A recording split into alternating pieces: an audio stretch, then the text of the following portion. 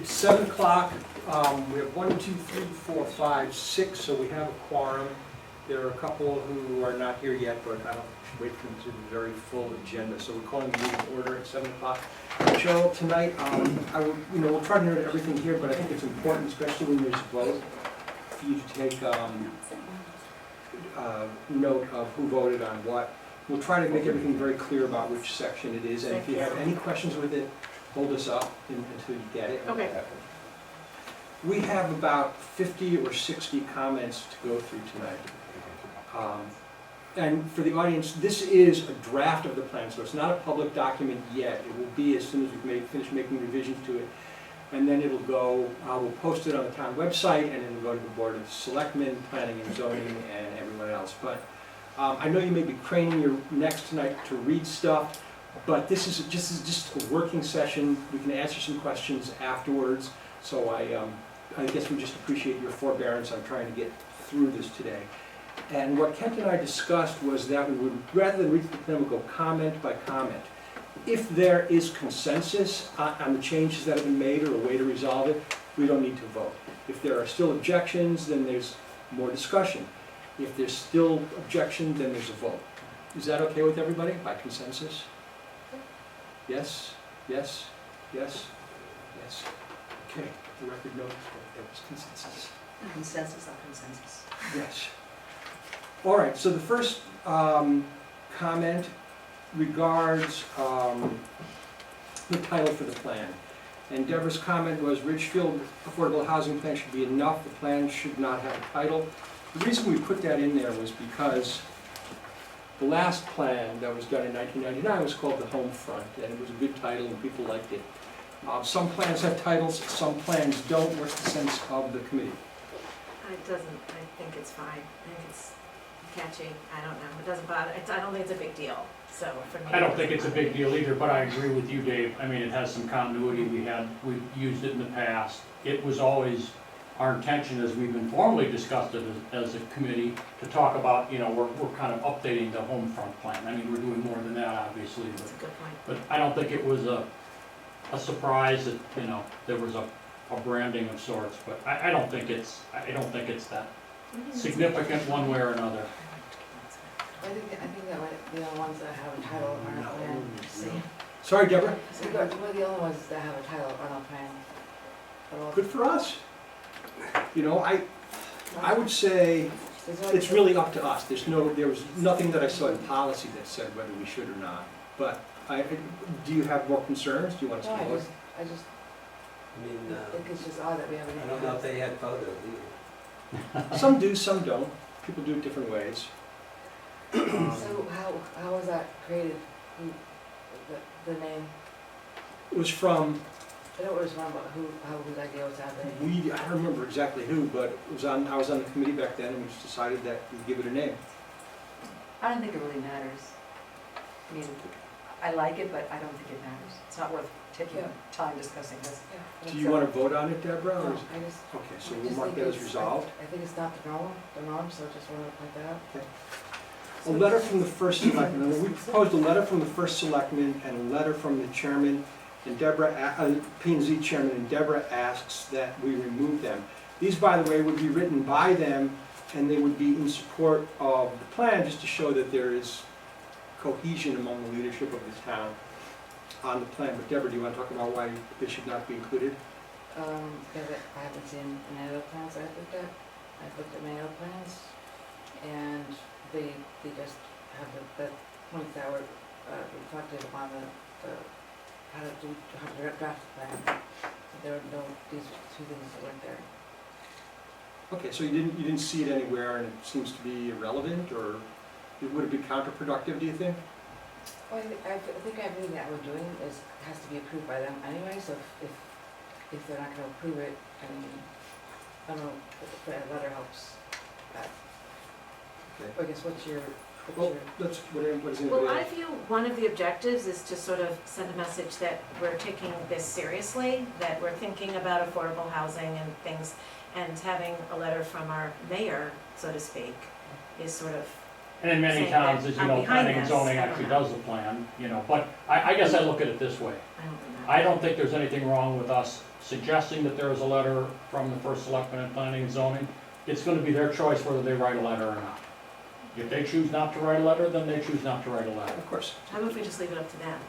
Yeah. Does that You work? okay with that, Deborah? Okay, that makes sense. Okay, so that's resolved, thank you. At this rate, we'll be done in 3 hours. This listing I- is- I should no, not show. I'm just Table not of listening. contents, you sent a copy of the Westport table of contents. I didn't see, I looked for it, Deborah, but I didn't see it. So this is like a temporary table of contents because everything is numbered by chapter and section, so it's easier to find because page numbers keep changing.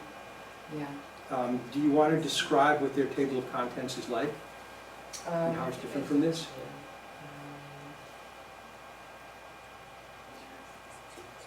It's just a one page, one group of the table counts. Yeah, we could just use the section headers I if you think, want. that all the 5.1 and 5.2, like. So we'll just use section headers then Okay. That's fine, I think that's a good in the idea. table of contents. Yeah, it gets a little, Right, but this was important for us just for organization, so Right. that's, okay, great. This will be easier for you, because you don't have to look them all up now. right. Right. It's just a busy. Okay. What exactly is affordable housing? And Deborah, you made the content was, there's no universal definition of affordable housing, which sometimes makes it difficult to take on the subject. But in general, the term is used to describe one or more of the following. And you say this can be seen as subjective. Can you explain why you think it's subjective and what would be wrong with that level of subjectivity if that is subjective? I think it was the numbers that I was talking about, the numbers. That you have, Oh, okay, so it's not this one then? no, it's the Okay, numbers. the great. numbers. Here, again, the subjective statement has no, for the purpose of the plan, households are not considered to be cost burdened if they earn more than about 80% of the state median income. Now, that's kind of a standard definition. I mean, we could change it to, well, actually, they look at 80%, 80% is the highest cutoff level Right. for income qualification. So it's I don't see it as subjective. What concerns you about it?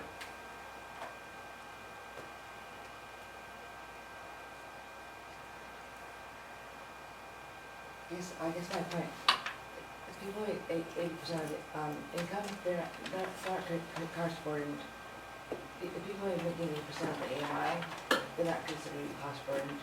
Well, but that's kind of what we're saying, because there are some charts where they look at cost burden on people who are earning $150,000, what if they're paying more than 30%?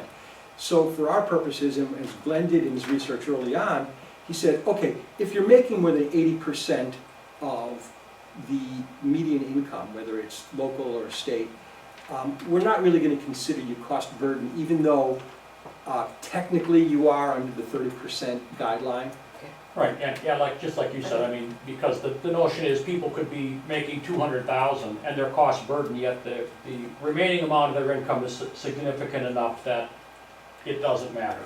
So that's why And later on in the presentation, we delete, like on some of the charts, we take out of consideration people earning more than 75%. So that's why we said about 80 here.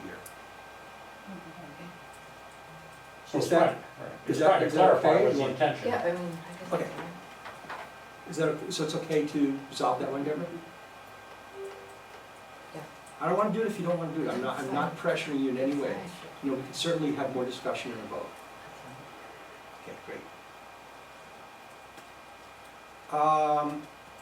State statutes, well, your comment here was that the income restricted affordable housing is by state statute. There's also federal and local statutes that have guidelines for that, so that's not really accurate. Can I resolve that? But our income requirements are based on state statute, right? I'm sorry? Our income, right, we're talking about basically the Richfield. Well, but this is a general definition of affordable housing. It's okay?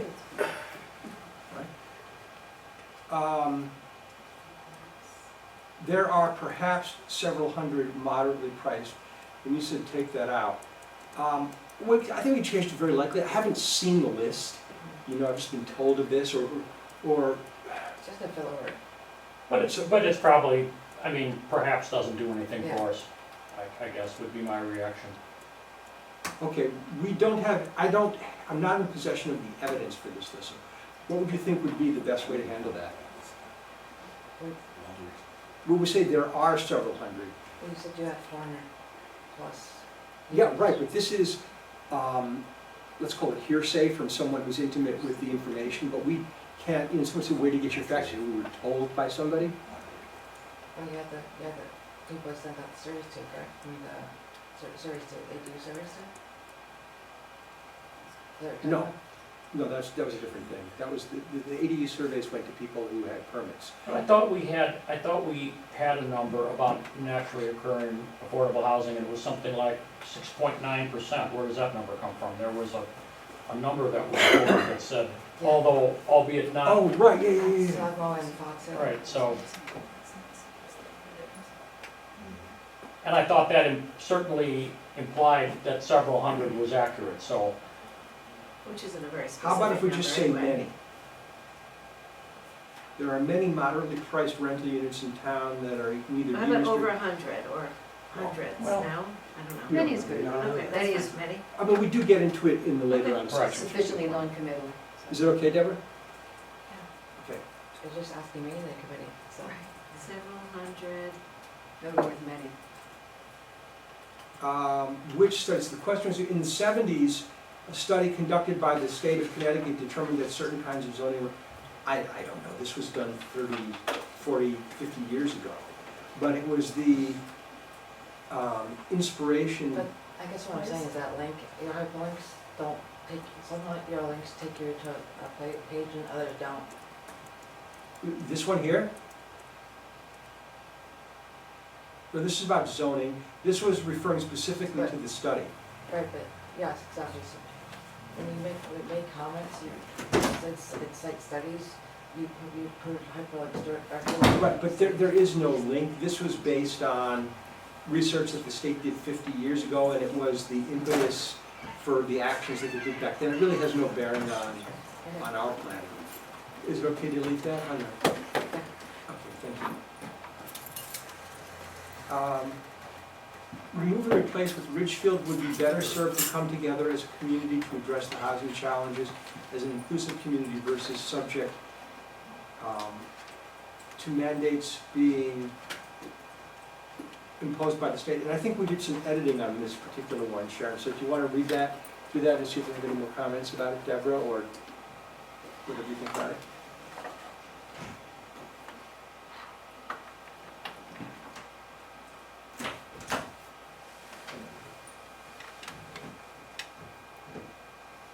Are you reading it, In wrestling with the challenge of creating affordable housing, there have been many swings and misses. The good news is that Richfield now has the benefit of decades of experience and experiment, leading to solutions that aim to meet the basic needs of all residents in a community regardless of income. Cultural political ideologies through integrated land use planning, transportation planning, and community design. So I think we took out stuff about politics and we took out the we in there. Does this work for you?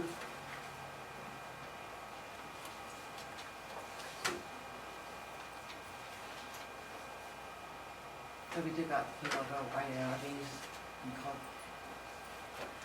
that's the stuff, what's still in there, I can't tell what's in and what's out. What's in there is in. So that's the way it reads now. So if we agree to move forward with it like this, then I would just mark it as resolved, otherwise I would make more edits based on what you say or we say here.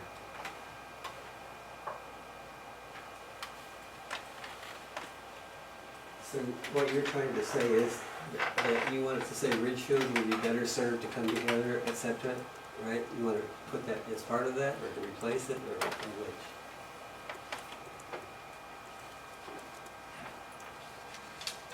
Well, I think Deborah's edit is certainly shorter, but having said that, I don't see what the problem is with the longer version.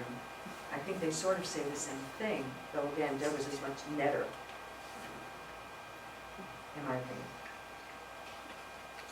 But, and your Well- edit, Deborah, was referring to that section and not the we believe all Richfielders would agree, We're or? gonna get to that one next. But I mean, it's almost like, I read that first edit being something that said, instead of saying all, we believe all Richfielders would agree, Yeah, I mean, I but you think, were referring to the opening. The darker yellow paragraph, that's what that refers to, that's what this refers to. yeah, I mean, I feel like we should just look at things like political ideology, why is that in there? Well, that was taken out. No, No, it's No. still. Oh, the ideal, okay, got it. Like, what does that mean? Political ideology. Well, it seems like, to me, like Deborah's trying to,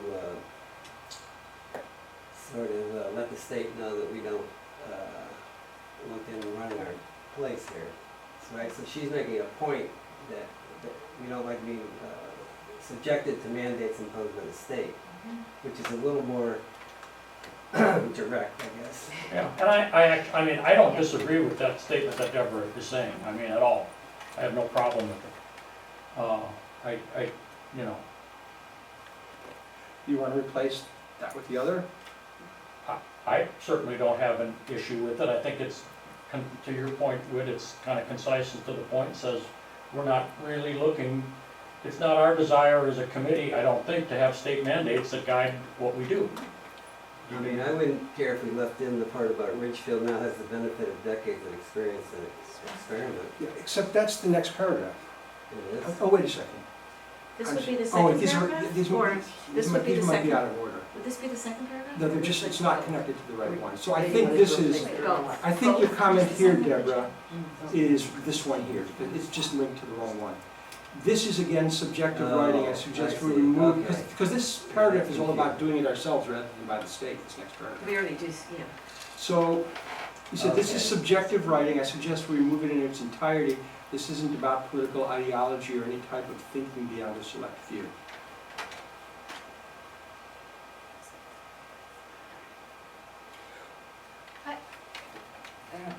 I think it's more direct what Deborah's saying.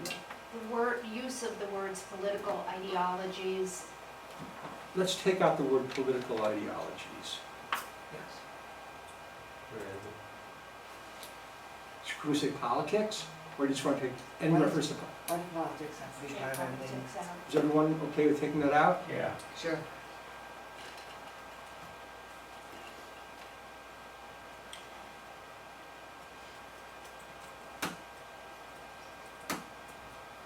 Is that okay as is?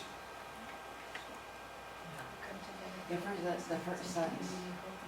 In wrestling with the challenge of creating affordable housing, there have been many swings and misses. The good news is that Richfield now has the benefit of decades of experience and experiment leading to solutions that aim to meet the basic needs of all residents in a community, regardless of income or, you want to say background, Yeah.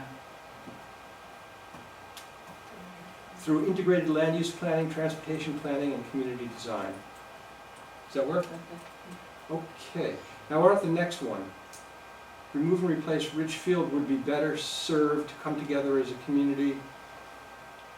It would just, I said that we believe all Richards, we can't, Okay. So maybe we took up just the we believe, and that like, we can't believe that all Richards feel the same way or not feel the same way. I just look like the we believe part. How's Right, that? well, I mean, some people might want mandates, I guess that's, I don't know, maybe. yeah. So it's okay like that? That's what you had. Yeah. You got two periods there. huh? Yeah, and I have to fix the type size anyways. This is, Yeah, it's different. Oh, right. and obviously, everything needs to be formatted. It's going to be moved to another, You just deleted we believe all, that's it, right? no, we replaced it with Deborah's text. Oh, all of her text. Yeah. so Okay, we're good got with- it. Can you go back to the, yeah, I want to see that last paragraph. Was drafted with the input of a cross-section of Ridgefield stakeholders. Who are the stakeholders? Was it Everybody we interviewed, everybody who had input into the entire process. Everyone. Everyone. So this is a comment from Deborah. So this is the vision statement. And the thing that you're concerned with, Deborah, is the lines, above all, Ridgefield aspires to be a welcoming, compassionate community, valuing all residents regardless of background or economic status, and working to ensure diversity of housing opportunities for all. So this is a vision statement. It's going to be lofty. It's also going to, you say it's already addressed in the above pages. We are asked in the planning guide to come up with a vision statement and principles. We already took out the principles because we felt they were redundant. Why do you think we should remove this? Because I think that the paragraphs you have there are enough that talk about Richfield. My issue is with aspires. I think we are.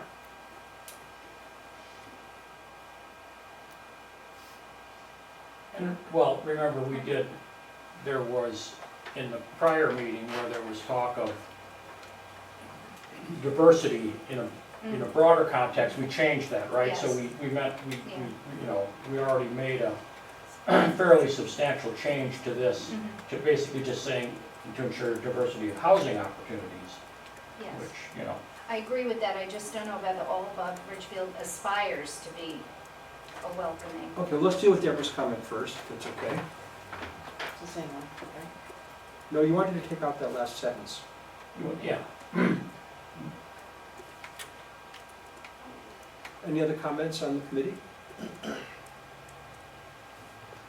My feeling is that it's important because a vision statement is not just a statement of what you do, it's a statement of who you are.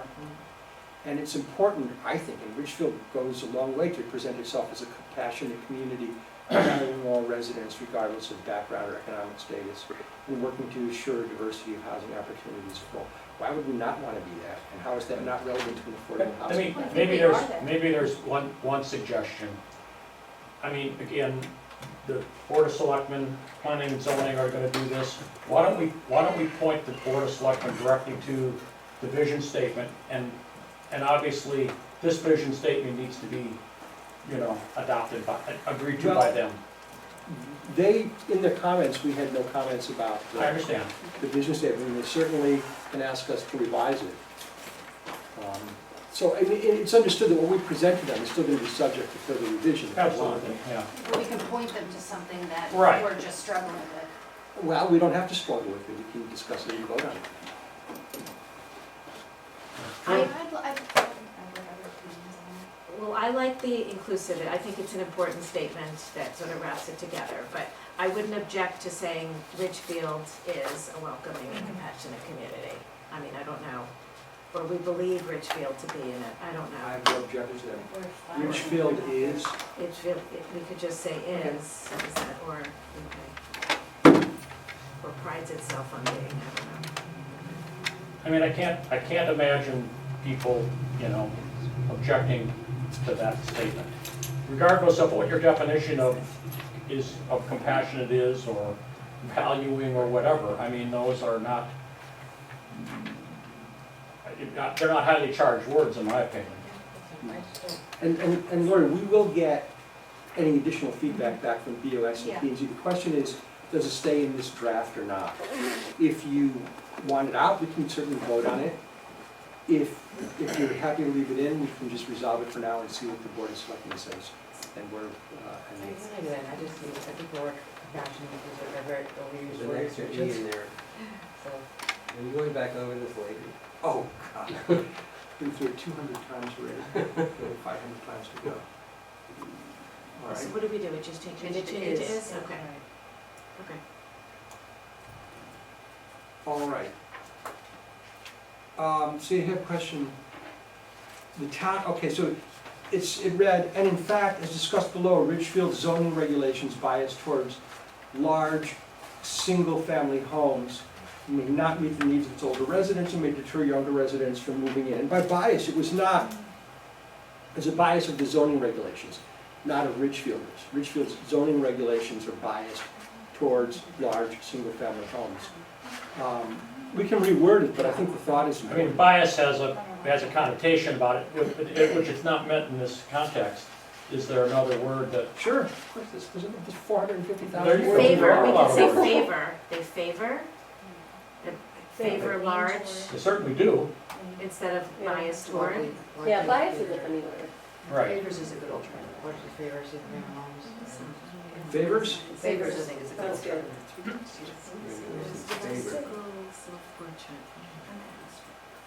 Favors toward? Favors. No, I, Favors large. Take out totally. I'm, no, I'm not editing. I'm editing. Okay, This- you're I'm the editing. only one who's editing, so this resolves that. Let me fix the typo It's the here. last. I didn't get to say hi to everybody. Hi, sorry I'm late. According to 2019 estimates, why are we using? It might want, it just, I don't mean to, it might say favors large, or favor large, single-family homes, Favors. and may not, I think you need a, it's telling you what that may not. right? And thus, Or, Yes. or that. or that, And that, right. that may not, just like it was Great. suggesting. Okay. According to 2019 estimates, well, so the thing about data is, you get what you can get, you know, they do 5-year, the American Community Surveys does 5-year, rolling 5-year estimates. The Census Bureau does the decennial census, but they don't release everything at once, and we know this last census was difficult. This is the data that we have. The new data, if we find it, it's gonna be, you know, a percentage point either way. We'll update the data. But for now, I think this is not something we really need to vote on. This is just, Yeah, no, I we'll got use whatever, we'll use whatever I data, got this, we'll use whatever data is, from Tony today, it's in CT, data bank, it's like 2-pager, and Ridgefield, I can send to you. okay, so, Say that again, Deborah, I'm It's sorry. it's a 1-pager, I got from Tony today. from Tony? Ridgefield. Tony. Oh, okay, what's the data source on that? It's the It's the 2020 census? 2021, it's town profile, which is probably. Yeah, but that, the 2021 town profile drew it from the 1919 data. Is it different Is it data? the Unless, yeah, we have to go back to the source. We'll look for, let's not get hung up on this, we'll just make sure we have the latest data. Okay, It's not gonna whatever. change the point. And compare it to whatever Deborah has here. Yeah. Yeah, I get Please data send me from that. Robert today. Okay, so we'll leave that one open, but the direction is to use the latest data available.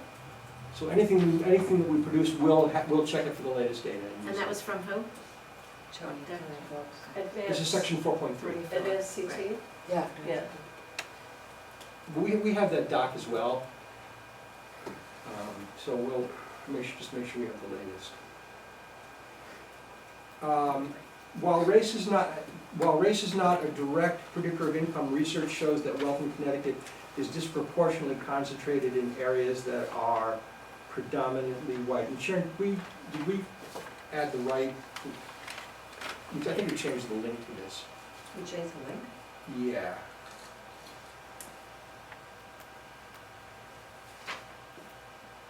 Where is it linked to now?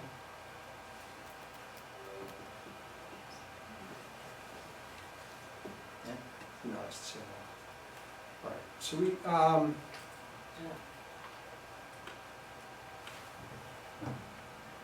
I mean, it's a fact, you know. Is it? I was just looking again. Is it a fact? Oh, yes. Do we have data to prove that? I don't want it in there if we don't have data to prove that. There's lots of data that We should, demonstrates it, Then we so should. we'll adjust the link. Okay. So you'll link it to something that shows that. that's a good idea. Okay. Housing wage. Suggest deleting this section as numbers are fluid and other locations cited have no relevance to Ridgefield. Okay, so this is the section on housing wage. So this is the section of the document where we're trying to dimensionalize or at least understand the need in Ridgefield and in the area. And housing wage is a pretty well understood and important metric. We have it for the Danbury region, which includes Ridgefield, and that tells you how much you need to earn to live in the area and what that translates to in terms of income. So that seems to be relevant to me, which is why I didn't just cut it out. And then For contrast, in 2021, the two-bedroom housing wage in the Tampa, St. Petersburg, Clearwater area was $24.44, just pointing out that, you know, it's pretty high here. So how do you want to remove that whole section? You want us to remove that last paragraph? What is it you would like to do? I don't, like, it's just something that's always changing, it's changing in July 1st. Yeah. It's always going to change, you know, the data is, It's severely changed in Florida. I mean, that's, Yeah, I just don't know how important that is, to, my suggestion was to remove it. any other comments? Well, doesn't it, I mean, I'm not on the, I mean, the minimum wage is the minimum wage, and that obviously changes, but the notion that you have to earn something north of $33 an hour to afford an apartment, I think is a relevant, you know, is a relevant piece of data, is important, because that is the reality of what's here. And, you know, But is that even right now? Because it's definitely not right now, because we could say that 2 bedrooms are coming in at $2,500 a month, not $1,725. Well, there's no new calculations. but it's not saying that that's what they are. I mean, they might be 3,000, 4,000. It's saying that $33 only gets you 1,725. So if they're actually at 2,500, then that number's going to be $45 or something. It's the information that was, it's the latest information we have Right. available, and it seems to be relevant. I mean, we can lose that last paragraph, that adds But, context. to me, it points to the fact that what some would think of as a good wage, $33 an hour, doesn't get you much in terms of an apartment, and there would be very few, if any, $1,725 two-bedroom apartments in Ridgefield. I mean, I'm sure there are a couple, but there aren't many. Well, deed restricted at 80% is more than that now. Right. I think we should just omit last paragraph, last paragraph. I'm okay with that. Yeah, my mom just- With deleting the last My paragraph? mom has 2 rentals in Casacno for just under 2,000. Okay, all right, but let's go along. So that one we've dealt with. The,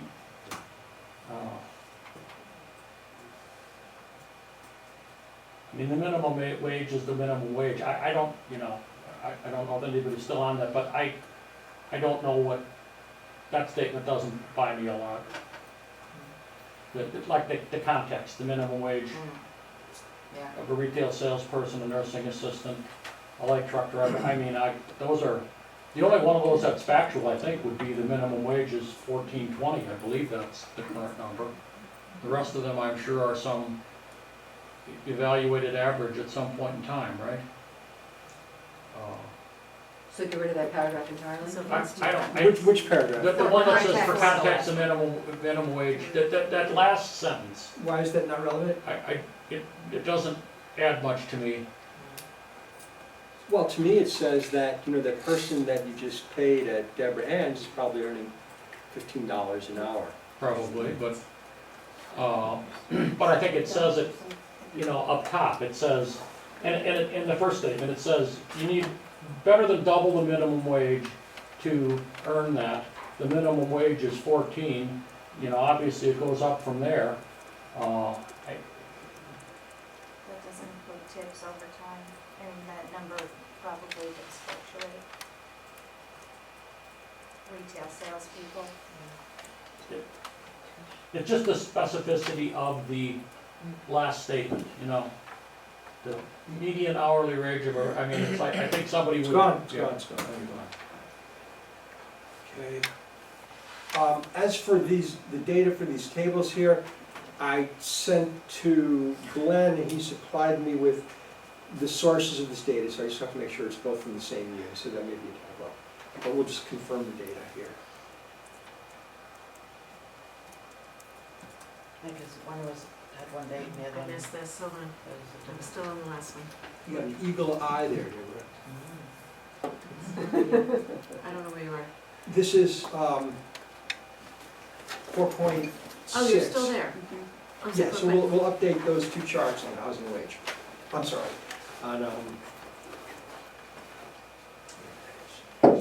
cost burden. So the chart needs to be updated too, okay. Well, he sent me the source data. So he said they're both from 2019, so I just have to make sure that it's all right. So it's just a typo. All right, adults with disabilities. Okay, can we move on? So we'll confirm the data on that, but assuming the data's correct, it's okay? Yeah. 4.8, adults with disabilities. So Debbie raised a question about removing this paragraph, it's redundant with items already mentioned. This suggests that a large proportion of individuals with disabilities who grow up in Richfield ultimately move to other towns in order to live. This may be due in part to limited housing opportunities here. So what are your thoughts here?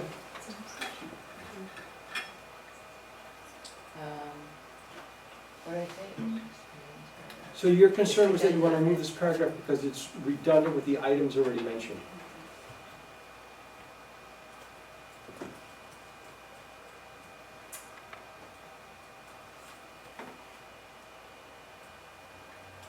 So I guess what we're saying is that, the percentage of,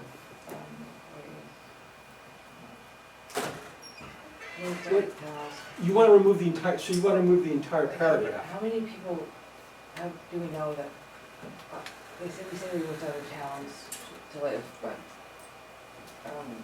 do we know that? How many people are moving out to towns? Well, do you want to answer that, Charlie? I can You know answer that better. because I wrote that statement. Well, my own daughter's been on a waiting list and is living in Darien right now because she couldn't get housing here. So it's just looking at the proportion of individuals in our school districts that have disabilities, which is comparable to Danbury and other towns, and then looking at the proportion of adults with disabilities who wind up living here. And it's not even close. So the theory was that maybe they're moving to other towns because there's, they're less expensive to live, which would make sense. And Danbury's number was much more commensurate with the percent in schools. So, and that would make sense. So your view is there's a huge disparity, if it's 14.5%, and yet there's only 2.6%, it's not off by just a little. Correct. It's off by a Versus lot. Danbury, which is 13, and it's, right. And is it the same measure of disability, or are young people measured differently? Well, these would be comparable. The Okay. 14.5 to 13 Would be is the number comparable. of students classified in a school district. Okay. So they're in the school district, they're part of our community, and then suddenly they're not. I think there's a ritual of when you move to other towns, it's very assumptive, just the way it's written, I just did maybe choose driving.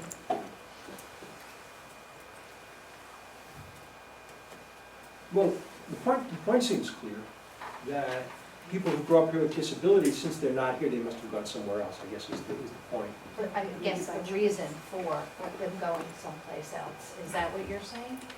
The reason they left? Like if their parents left, maybe they left? I guess I found that the section that says move to other towns in order to live is assumptive.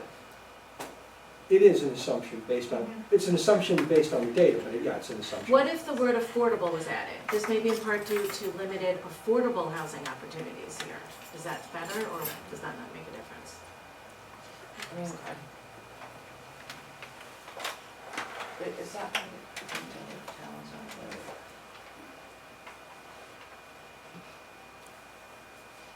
You could do it, change it to affordable.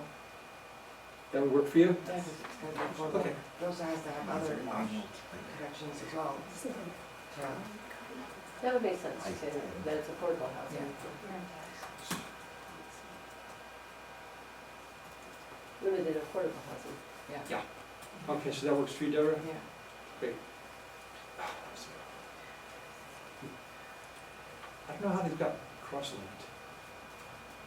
Is there something else in that section? Yeah, the bottom, the state. Let's see this last line. Okay, and then you had a question about this one. About this paragraph. I thought that was more informational. not necessarily something that should be included in the plan? Okay, I don't have a problem with removing that paragraph, do you? It's a good one. If you can have a problem with it. No, I know. Well, is it important? I think it's very have a significant that Connecticut is pretty much the only state in our country, in our nation, that does not allow people who receive state funding to use it for residential housing. And I think that's why Dave bolded it, because I had written the statement and he had bolded it. So there's no funding available unless you specifically have residential funding, which is only 12% of those that the state funds. Only 12% of individuals in our state, in our state, with an intellectual developmental disability have 1 penny that they're allowed to spend on housing. Versus in other states, you can take any money you get and pool it in any way you want. Right. So that's why I thought that was important information. That's only the last part of it, I think. Yeah, I mean, I think it's important, but I just don't see where it falls into affordable housing.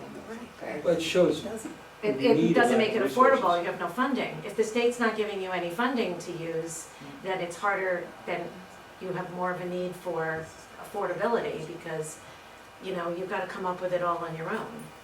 So that was the point of it, so, I mean, others can disagree. I Well, just- it seems like we're trying to attract people with disability, people with disabilities who, especially those who grew up in town, people who may have gotten divorced, people who are aging out of, retiring, people who are, who have lived in town and have become ill. I mean, we're trying, and young people who we want to attract to town. So, I mean, Yeah, it's, I mean, I guess, and the average person, I would read this and say, okay, what does that mean? What would that have to do necessarily with affordable housing? Like, what is, so the terms there, I may not be, black and white to people who aren't familiar with them. It's factual, but it's a little deep. I mean, it kind of goes over my head. Maybe it's too detailed, maybe it's too It- specific. it's Okay. interesting information though. Yeah, I Maybe didn't- people, we're I trying mean, I to think we are educate people, the or- only state of 50, which I Right. thought is a pretty big deal. Interesting that, and I think. Maybe something Probably, more. well, I'm not sure we're the only one, but I would have to check Can we that. verify that? Only I or can one of the find only? out. If we're the only one, we should. I know definitely we're do one that. of the only, but whether we're the absolute only of 50 is, I Okay, don't so we'll know. take out that first sentence then, this one here, you can see up on the screen, I'll get some blue. How about something like, just start it with in Connecticut? Right. Yeah, okay, moreover, unlike other states, want Right. to start there? Yeah. Yeah. Okay. Yeah. Yeah, Good. That certainly nuts it down and. Shorten it. yeah, That's fine, okay, more to the point. I think that's good. I agree, it's a lot of detail. Now here, I don't know, oh, Lori, Well, that was me. you suggest that this section include that all new buildings and ADUs must be ADA compliant? Is that the case?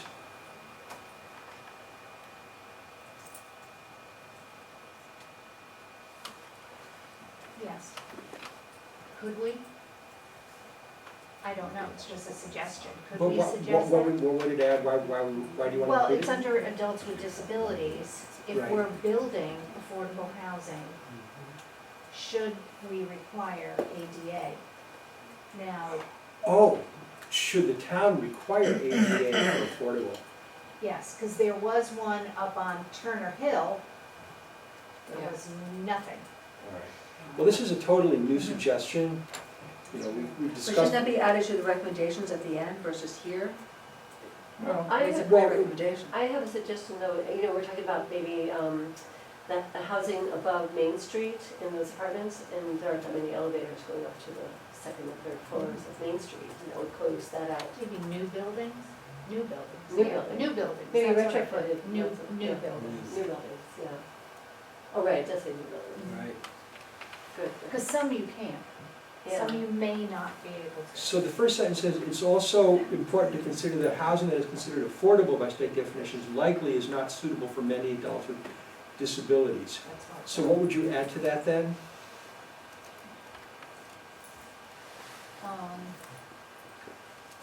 You're saying it's not suitable, it's affordable, it's not suitable because of Suitable, yeah. the lack of grab bar and shower, the wipe at the door for a wheelchair. Mhm. things like that, is that what you mean? You know, maybe that Richfield strives to, Well, we can add something in here, yeah. we can add something in here and make a recommendation at the end, we can just make a Right. recommendation at the Yeah. end. It is something new. Right.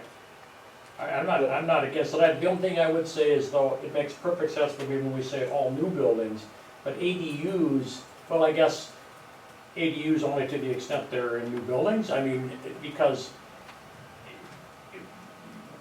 ADUs are conceivably a good source of general affordable You housing. take out ADUs, but maybe just in new, in new, Right. like like the building on Bailey. Right.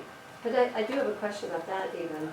If we're, I'm always a little surprised, and I know that's part of the rule, but if you have, let's say, a condo complex with 10 units, if if all the other non-affordable units have marble countertops, the same marble countertop needs to be put in the other unit. All right, that's because they're fungible. Right, so now the question is the reverse, if we make this, do we have to make it fungible that the ADA compliant, do we have to make them all ADA compliant? Or can it just be that one unit? Well, you can't have, I mean, if you're building a new building, you can't just have one All apartment right. that is. Since, can I make a suggestion? That we don't put this in the plan, but we add it to our agenda going forward as something to look into, because I don't think we have enough information on this right now to make any kind of meaningful recommendation. Do we say anything about zoning that talks about ADA compliance in the recommendations? Even if we don't particularly raise it here? Sure.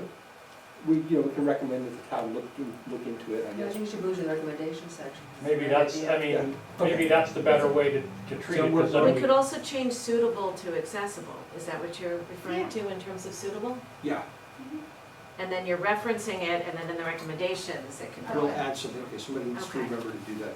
So I can remove this, I Laura? put it in the Yeah. comments. You put in the comments? Oh, I'm sorry. All right. Hyperlink doesn't go to the report stated, I think it's from the Census Bureau, so it is an actual Census Bureau Yeah. report. Yep, Jake, you added it? Where Ridgefielders live, the chart below shows a vacancy rate, perhaps should be removed. Now, that's the vacancy rate because, what was your concern here? I wasn't really completely clear. Is this me? The chart she's showing us, the This me? circles, This is here, no. Okay, got the circles you show. Yeah. Our gray areas are vacancy rates, and if we're talking about limited affordable housing, there should be a graph showing vacancy rates. That was my point. See the chart, it says, see the gray, the. Yeah, that's vacancy rate, right. So this is based on census data. And they say, when they ask questions, they say, who owns the apartment you live in, you or a landlord? And that's what they base this data on. I just felt like showing a vacancy rate with housing being so limited didn't make sense. Well, but this is the way it was when the data was compiled. And I know things change, but what the point that it's making here, and I don't think that's changed, that the preponderance of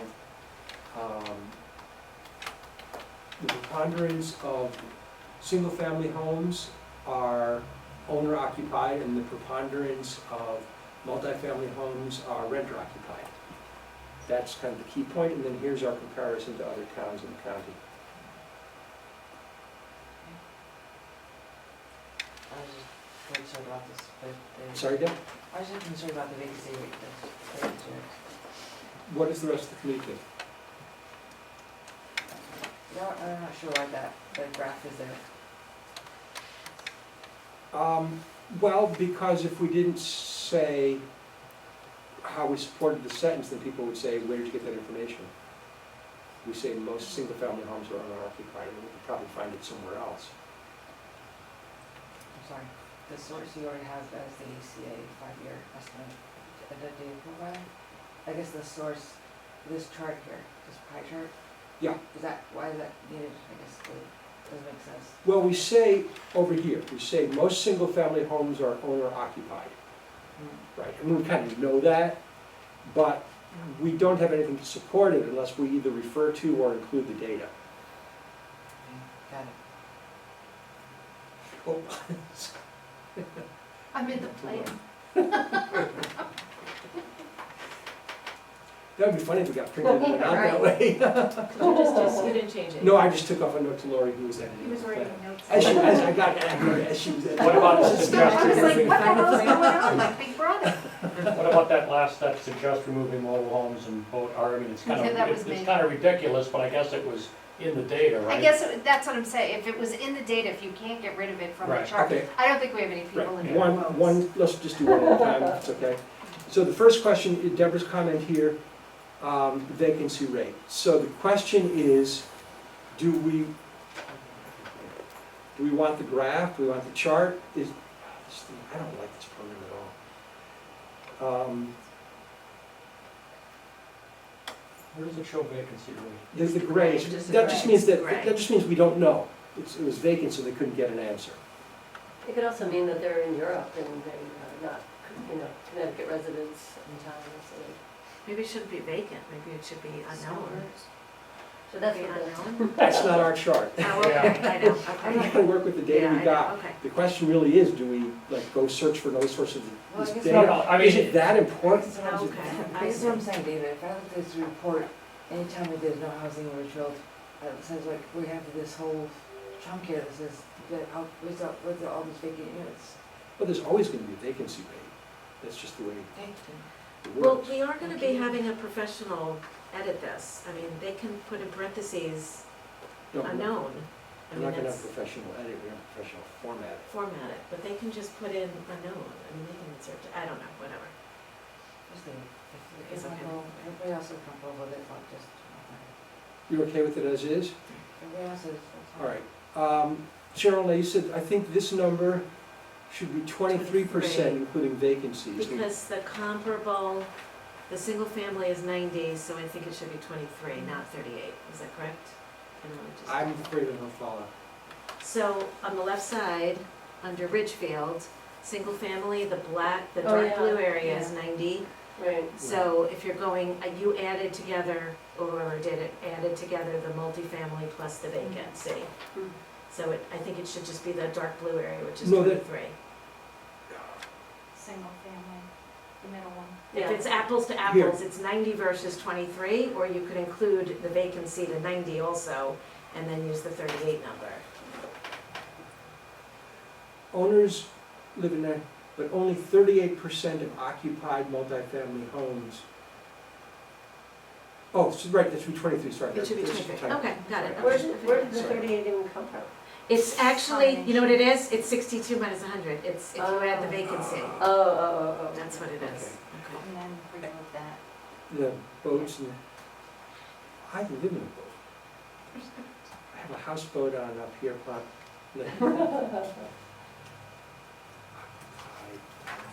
Okay, this has to just be put back in the proper place. We're flying through here. We're cooking. So Okay, we're leaving mobile home, 5.4 because it's in the chart. and other deed restricted, it's in the data set. Yeah, Got it. that's cool. It's already there. In any mobile homes. 4 of these developments are either under construction or in limbo.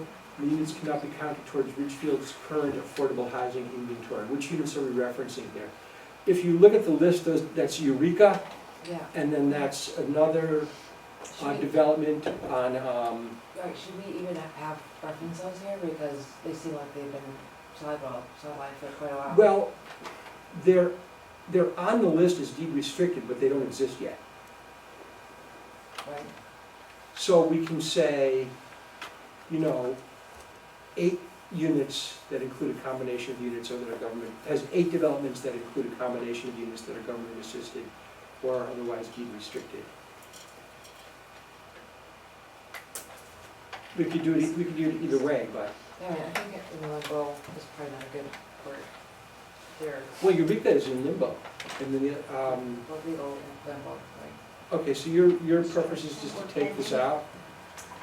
I think, if we kind of include the page that, Can we just say 4 of these have not yet been constructed yes, and may not be? yeah.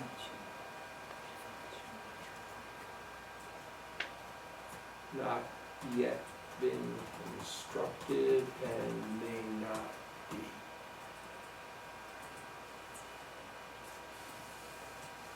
Okay, this needs to be current correct numbers, so I got the correct numbers. At first glance, they weren't that far from what we've got now, but we'll just use the updated numbers here if that works.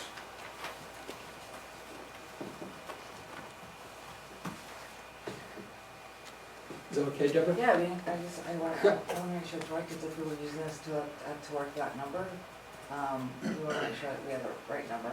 Sure. So we can position it. So that's regarding the waiting list, right? No. As of January 25th, is that what you were moving to the current numbers? No, that was the number of units that are deed restricted, but not constructed or, and may not be. So that's paragraph reflect. Okay.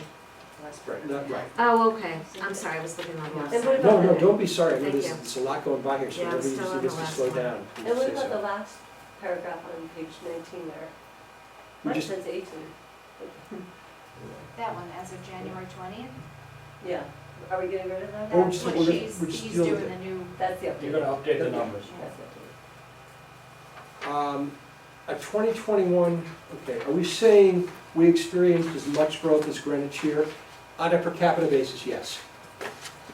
So that's what it is. Does that clarify it for you, Deborah?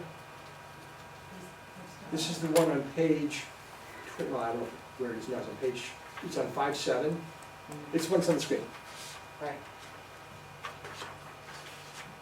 I'm just trying to see if that analysis, does that open up the link? Should,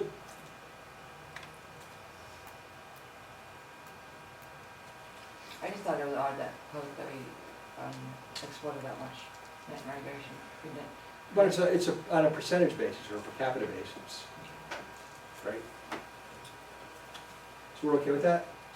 I was surprised too, to be honest. Are these maximum prices based on AMI or SMI? What is AMI and SMI? Area median income or state median income? We'll just confirm.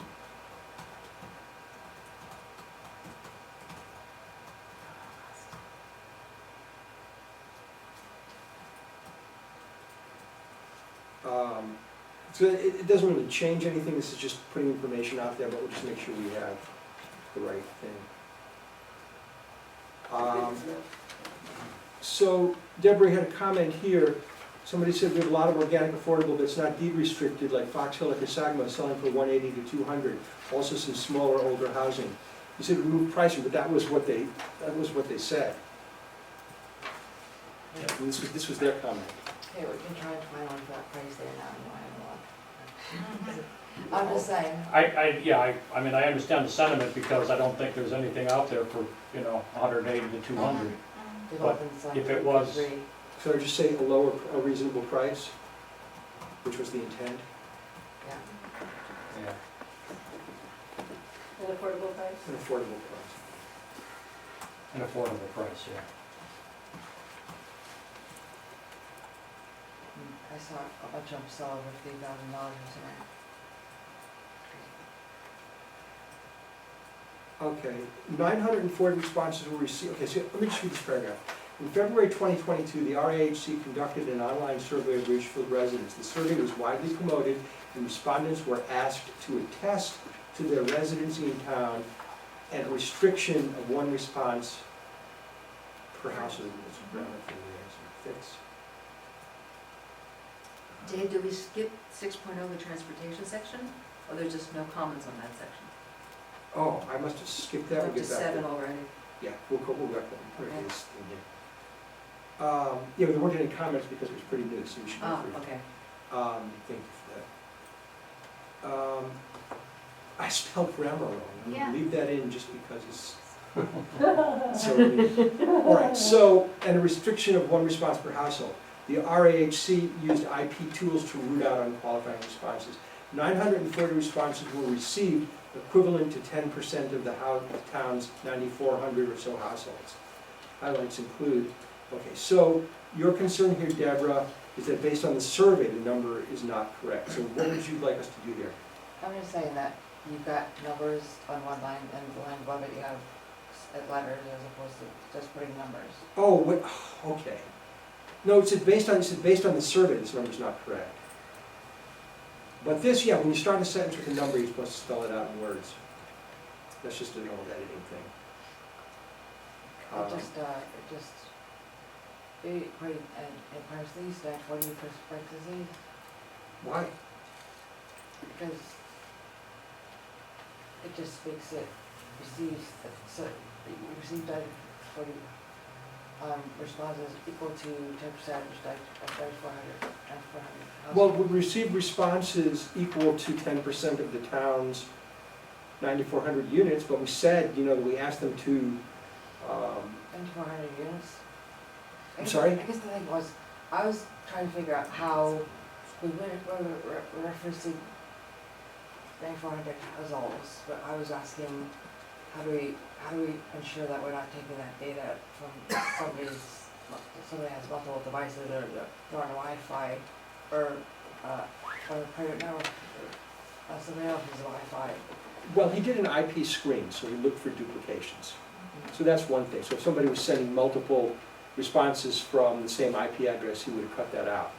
If somebody goes around and fills out 10 different forms on 10 different devices, we have no way of controlling for that. To different locations, I think in the same house, it would come up with the same IP. I think if Is it the they would- router IP? They'd have to go to their office, like 6 We different offices, we don't know. yeah. We don't know. I think it would be a lot more deliberate for them. But what is your concern with this though, Deborah? Is that the numbers may not be accurate? No, I just wanted it, I was just trying to be honest to change 940, but it's fine. Oh, no, that's just, I mean, that's copy editing rules. Fine. Okay. Should we, oh, I'm sorry.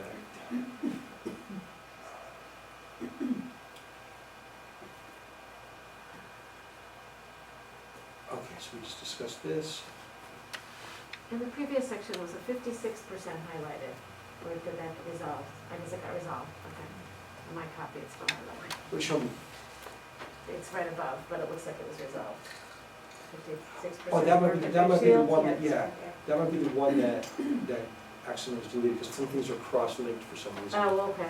Was there a concern you had about this, Somebody who Deborah, marked or that. somebody about 56% I of can't residents see it. working in Oh, here it Richfield? is, Deborah did. Oh, yeah, Based on survey, this number is not correct, is that for yeah, that if I number? looked at the survey, we looked at the survey we did, those numbers are high. It does seem. But this is of the people that responded, it's not necessarily census-like data, right? This is, I'm talking about the actual. Well, we'll just confirm the data. but that was from the survey, Yeah, but it Of might, the- if right? the data's wrong, we'll fix it. Okay. Yeah, I think it was much lower. Great. Sorry. What about comments made by the 2 public information sessions? Well, we had a public input session, then we had 2 public information sessions, and then we had a hearing. And we had public comment provided, and we had the survey. We did not, the public information meetings were not hearings, and there wasn't anything that we heard there that we didn't hear elsewhere multiple times. But the purpose of that meeting was not to record public sentiment, but to you know, explain what we have and answer questions people had, and listen to what they had to say, which we did. And those comments you mentioned, Deborah, are captured in other parts of this, Well, they're- about what they're- people said, they're because they said here. that consistently Yeah, in multiple places, yeah. And Right, I it is a- actually read through my notes from that 525 meeting, because I had taken notes that we wound up not publishing. And, right, because Are these- the are town these had done it, yours? and I saw nothing in there that was pertained to our plan Did you share that was not being reflected in our plan and in these comments.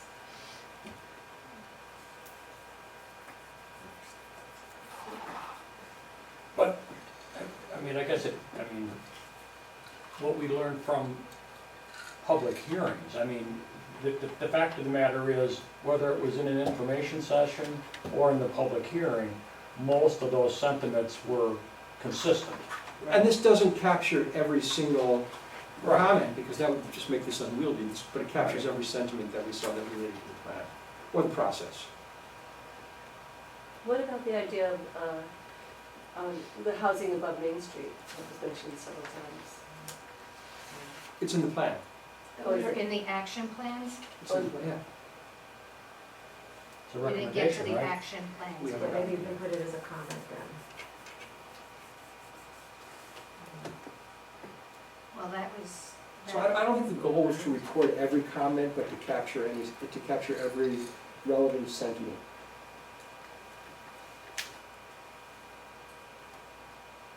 Yeah, I think there are some comments, I think, are in regard to, infrastructure, that's weren't connected. Regarding Infrastructure, like sewer, for example. I think that was some of this, right, so that probably should, it could be added.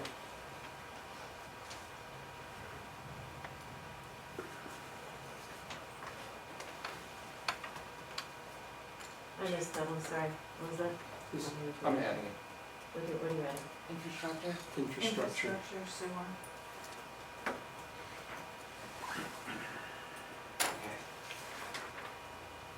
So we're good with that? Also, the traffic, there was a lot of, Oh, yeah, we That's And mentioned that. schools, well, that's infrastructure, right? Schools within infrastructure? No, it mentions it, it's, Okay. it mentions traffic. I mean, the traffic could go either way. If you have more housing in town, people might be Right, this is walking to what work. we're recording what people said here. Yeah. So there's a bullet point that said, the plan will increase density and traffic and change what we love about Richfield. That's what we heard. Is that not accurate? Did you want to change that in some way? just getting this, so, I, No, that was sent out a this, long time ago, It was on the town website, so. After, Yeah, I think it was. unless you want to look through it. We can look at it you didn't together. see it either? I didn't, but I've been kind of preoccupied with, When did this come to us? That's, yeah. After the the work hearing. situation. is that, I'm pretty sure it's on the town website too, but I'm not sure. I think I saw it. Because the selectmen have done Oh, yeah, I read this. Oh, maybe that's I it. read that. All right, can we move on? I'll be Let's happy to take it answer any right questions you have about that afterwards. We're just really under a lot of pressure here. Oh, I'm sorry, we have to go back to transportation. So, let's read through this.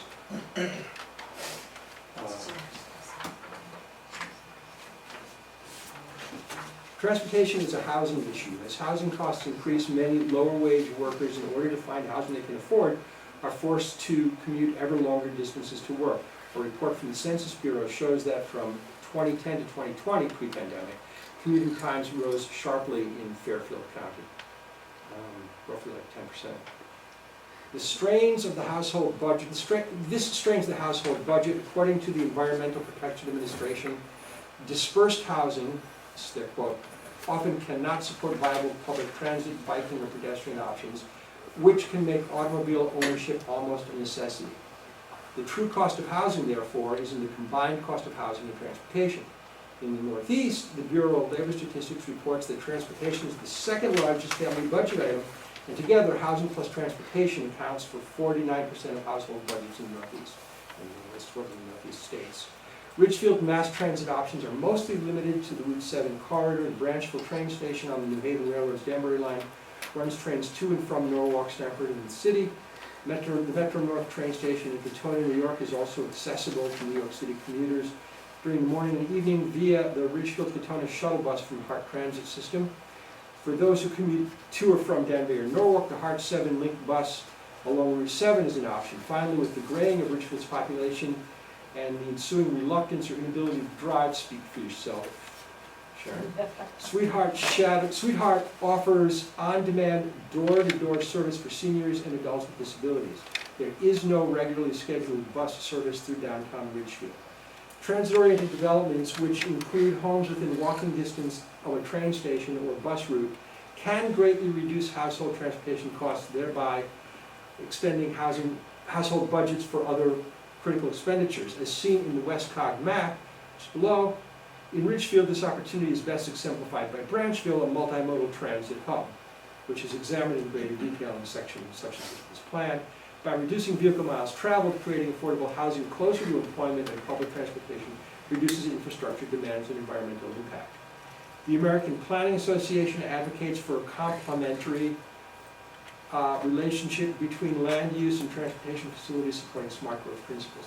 These principles include, quote, a multimodal transportation system providing increased transportation choice.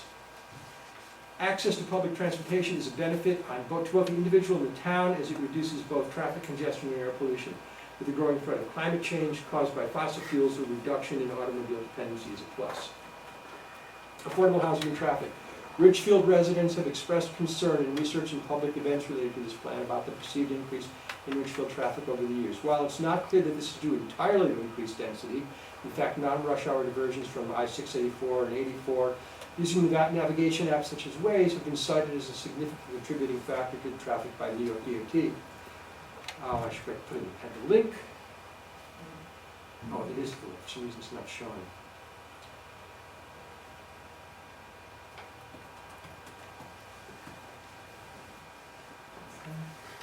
The link is there. That site was specifically speaking about Ridgefield, that, Well, it spoke about the 684-84 and specifically about that getting off at exit 6 and coming through, and people diverting off of exit 6. through Ridgefield? Well, using Waze, but yeah, a lot of them come through Ridgefield. Rudy was involved in it. There was a group of a number of towns that studied it a while back. But it is irrefutable that adding more housing will increase road trips in town.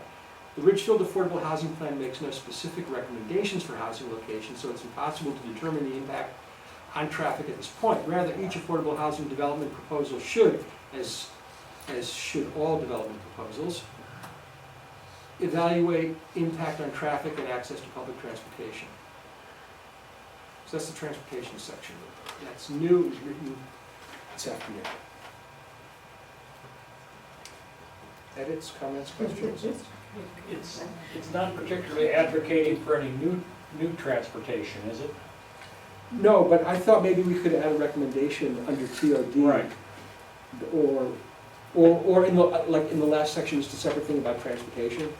Right. I thought we mentioned that briefly in our last meeting about, you know, if there was improved transportation to and from Ridgefield, particularly the center of town, you could say it would, you know, when we talk about the congestion we have, or even, you know, allowing people who live in affordable housing in other communities to get here conveniently, you know, could be an advantage. But the notion is we have virtually no transportation that comes to downtown Ridgefield, right? So We have school buses, even the kids don't use them. that's true. But I do think we could advocate for transportation through the center of town, and it would, again, I think it would serve two purposes. It could help to the extent we have affordable housing located centrally, and it could, to some degree, alleviate the need for additional housing if people are easily able to get to Ridgefield to, you know, enjoy the benefits of working here. All right, so let's add that in the Right. No, recommendation section. we'd have to find out if our roads can handle that, though. I mean, you're talking about buses, Oh, basically, yeah. bringing buses through. Right.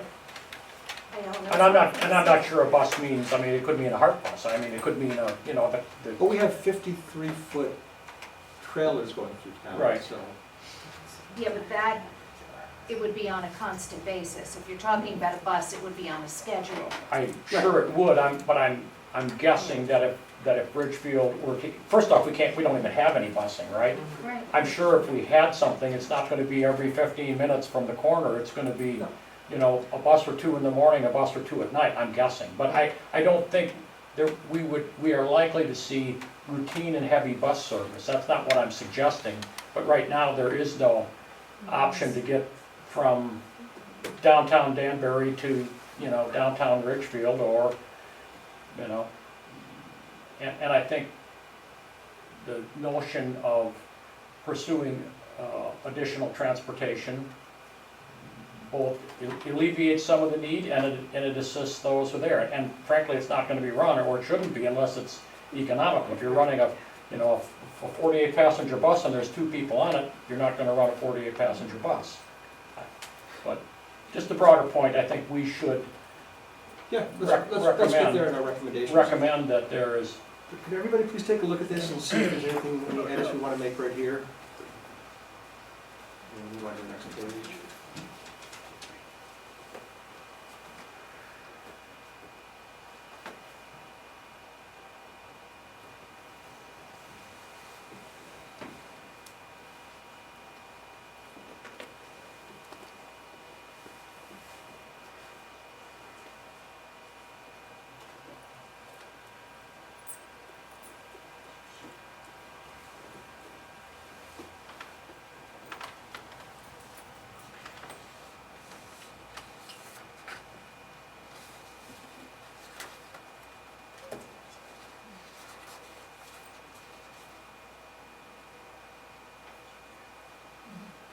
Okay? We go on to the next page? I think that my only concern, not my concern, but my own statement is that if I'm a senior, I can't get anywhere after 4. There's nobody to take me anywhere after 4 o'clock in this town. So, well, valid point. I mean, but that's, Doesn't Well, the the- Sweetheart Bus do that with on-demand? they shut down after a certain time, but then, Ah, I see your point, interesting. Well, that, I mean, that's good, let's add that. Yeah, we can. right. We might wanna add with the on-demand, limited. I think we should add the word limited. yeah. If it's limited on-demand, no, that's a good idea. Is that a fact? Right. You know Well, that? Deborah just said they don't run it. Yeah, and I was gonna say the same about people with And if I disabilities, try- I'm not aware of I'm a it. senior and I wanna get a ride from Dart Bus or whoever picks me up in Richfield, at my house in Richfield, at high school, it's gonna take me a while to get to town.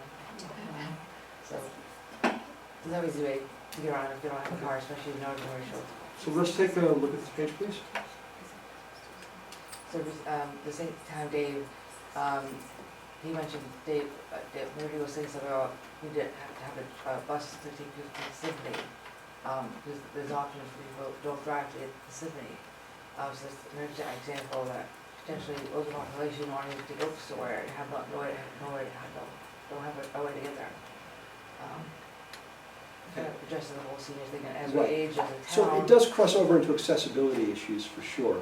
We just want to make sure that we're Yeah. staying focused on the affordable housing relationship to it, but I completely will do that. When we get to the, wait if we get to the transportation section, is this section okay? Public events, Ridgefield residents have expressed concern in research in public events. Yeah, hearings and information sessions. We should put that. I didn't know, I didn't know we were in that, public events. Right, meetings and sessions. public, yeah.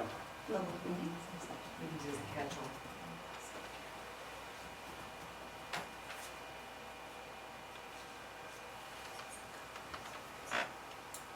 Let's explain the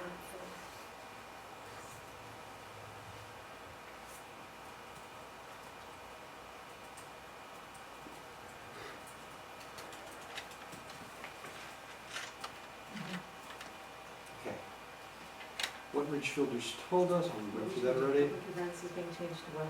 Meetings. Public meetings. Just, let me see, did we go, let me just see 7.0. I just wanna see if that, does that mesh with this? November 8th.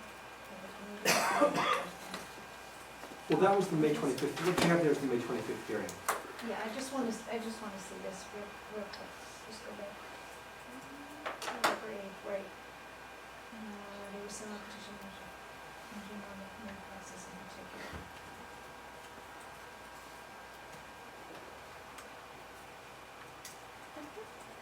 I have an issue with opposition to the idea of affordable housing in general.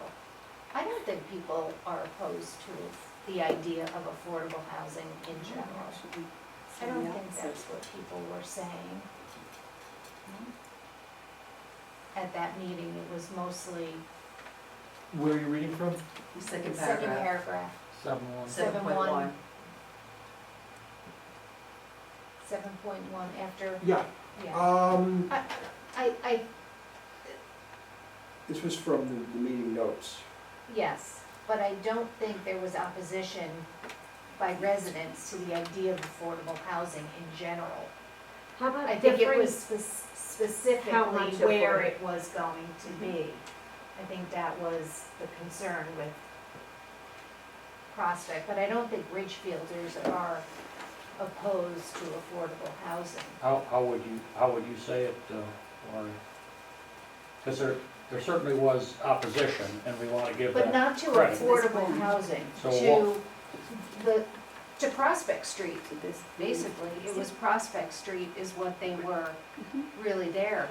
I disagree, Laura. I can remember several people saying, if you can't, giving anecdotal evidence that if you can't afford to live here, you shouldn't come here. And I would love to live in Greenwich, but I can't afford it, so I came to Richfield. To me, they're against affordable housing by saying, if you can't afford to live here, you shouldn't come here. I think How you else would you have, interpret that statement? Or they said they don't want to subsidize people who can't afford to live here. or maybe, I didn't hear that a lot. What I heard mostly was, look, I'm for affordable housing, but Just not in, yes. not Yeah, that there was also a time when you were. it just makes everything it makes us sound. There's a time Well, when it was if I was there, I mean, there was opposition. Right. It's not pretty, but it's the way it I think was. it's a matter of that, I think it's. How would you like to change it? We want to be truthful. How about adding It's affordable just housing? ridiculous. Creating new affordable housing, is that better? Yes. Some opposition, Creating new To affordable housing? creating new. Is that better? building new. Yeah, people don't like Okay, the we're putting idea of words in density. people's mouths They now. don't- I'm not entirely density. comfortable with this. Okay. People didn't like the building density Yeah. issue. So if you keep building, Okay, we have to move. Does this work?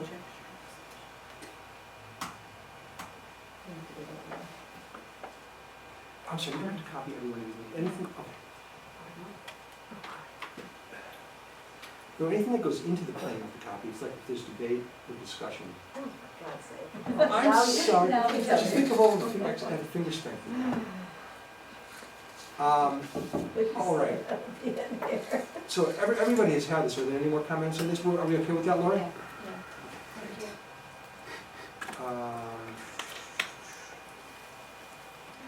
Okay, how much affordable housing does Ridgefield need? So Deborah, you noticed that we have nothing in our plan that discusses the economic or job market electorate of Richfield. You're right. Is that a big driver for I don't- affordable housing? Well, it's something that we touch on in other places, but no, we never discussed it separately. And I think that would, well, tell me what you think we should, tell us what you think we should do. I mean, if you want people, like we talked about, the Stanford the other time, Stanford's got a big population building up new buildings, because they also have a big employment base in Stanford, because they've got lots of big companies there. So my question or concern there is that we're talking about building all this affordable housing, but not necessarily have the jobs to support it in town, which would require them to need transportation to next town over, down from now, and given the transportation issues that we have, or the not very robust transportation options we have here, that could represent an economical challenge for people. That's a level of analysis that we never got into. And to me, well, let's see what others think about that. Well, I mean, I was talking about like the restaurants hire a dishwasher. Why are you always bring that up as an example? They want to bring dishwashers. Well, we do mention that businesses have trouble recruiting people. I Right, did mention that. but that's economical issues or job market issues. Right, but we're not going into great detail. Are you suggesting that we do a whole section on economics? I'm suggesting that in other plans I've looked at, they reference those things. Maybe because they have much more to offer, in plans like Danbury and Stanford and some other big ones, but they do take that into consideration. So like, how's that economic, department gonna feel about affordable housing? Does do they have a thought on affordable housing in Connecticut? Yeah, ECDC? We talked to them a while back. I don't remember what was said offhand. Interesting to get their view on it as well. So what would you like to do? What's your recommendation? I think that we should, I'll take a look at some other plans and some information. So your suggestion is that we do not complete the plan, but No, I'm wait? suggesting that we should, get some feedback from the ECDC Other and thoughts? how that would impact Are you- affordable housing. So you're saying that the lack of information on jobs that are Yeah, available here for people right, who would live in affordable housing? yeah. Well, I don't think there's, a lack of jobs for people that live in affordable housing in Ridgefield. I mean, virtually all of the, And retail kind of jobs are probably qualified for affordable housing. There are many hundreds of those. it also depends on what type of affordable housing you're speaking of, too, Councilor. So what is your recommendation? That we hold the plan until we add something? I think that a section should be added, maybe we should just talk to, Tori and Jeff from the ECDC and see if they have anything to add. They seem to want to weigh in on Bailey Avenue, so, since they're weighing in on all that stuff, I'd be interested to see what they're weighing here is. Does it make sense or? Any comments, thoughts? Well, I don't think we're gonna learn anything profound based upon what we might get from the ECDC that would cause me to want to change recommendations in our plan. So I don't personally see that we should hold up the plan waiting for something Yeah, that, we shouldn't hold it up, what I'm saying is, it'd be interesting to get their view on the economic development that this affordable housing would bring to Richfield. How about this? I'll reach out to Jeff and ask him if he has a comment.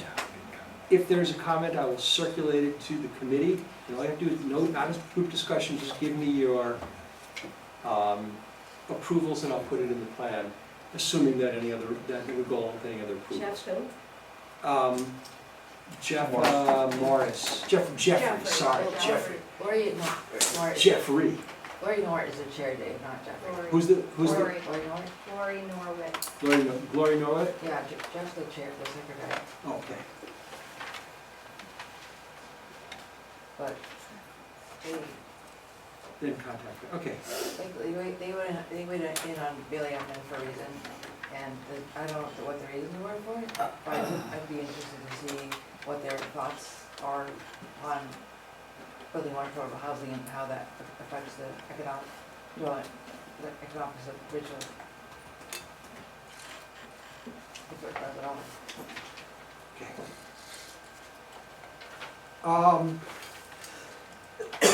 In 2020, the Connecticut Housing Finance Authority, a quasi-public agency, issued a report that identified the need by county. For Fairfield County, determined the gap of 40,825 rental units and 45,780 ownership units. I don't think it adds to our plan. It's not relevant to Richfield. Yeah, exactly.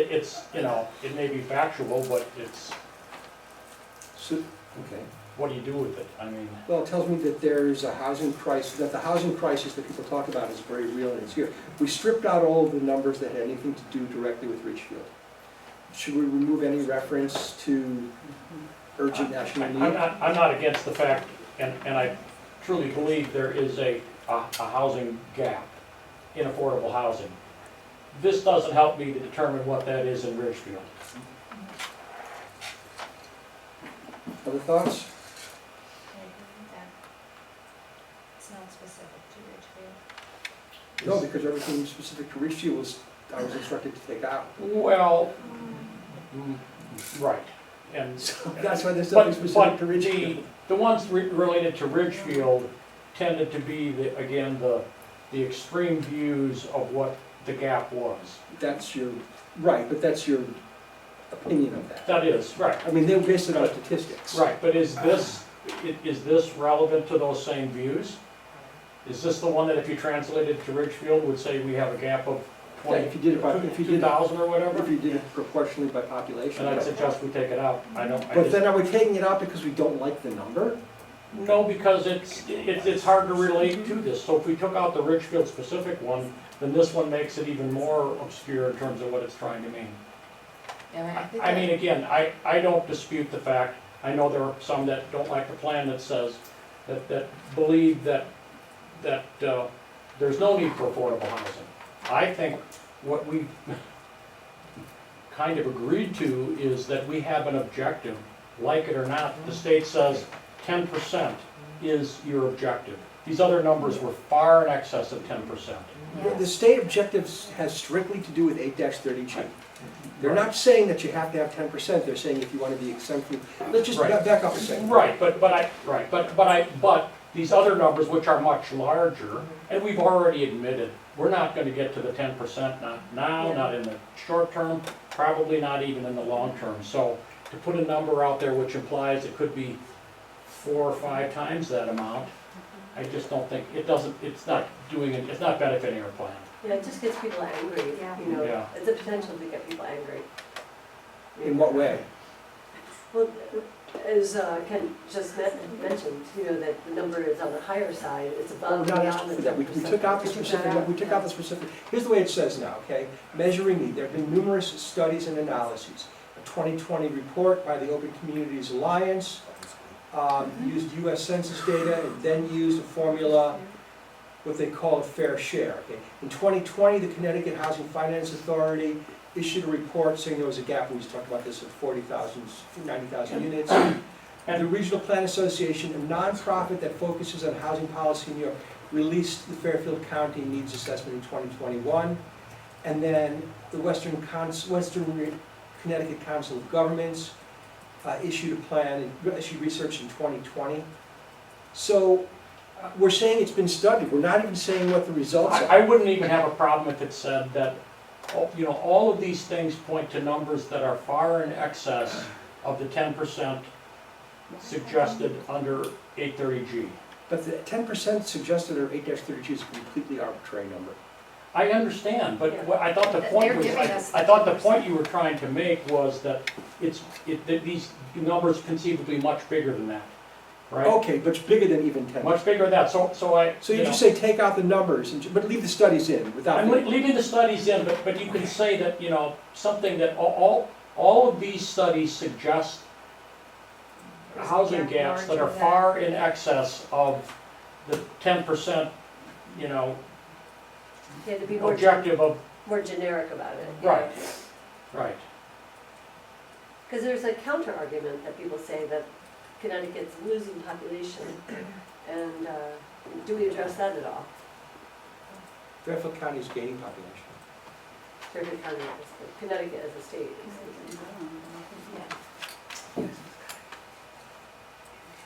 Conservation, call for changes in the criminal.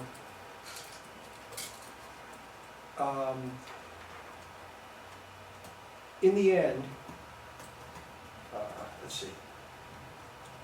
While most of these studies, how would you say it, Kent?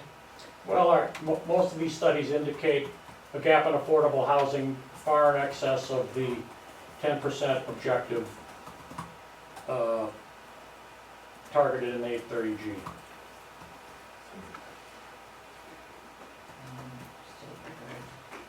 Of the, say that again, please? Of the 10% objective 10% targeted by 8-30G. target. Targeted objective. Targeted. I'm just trying to, Where's that?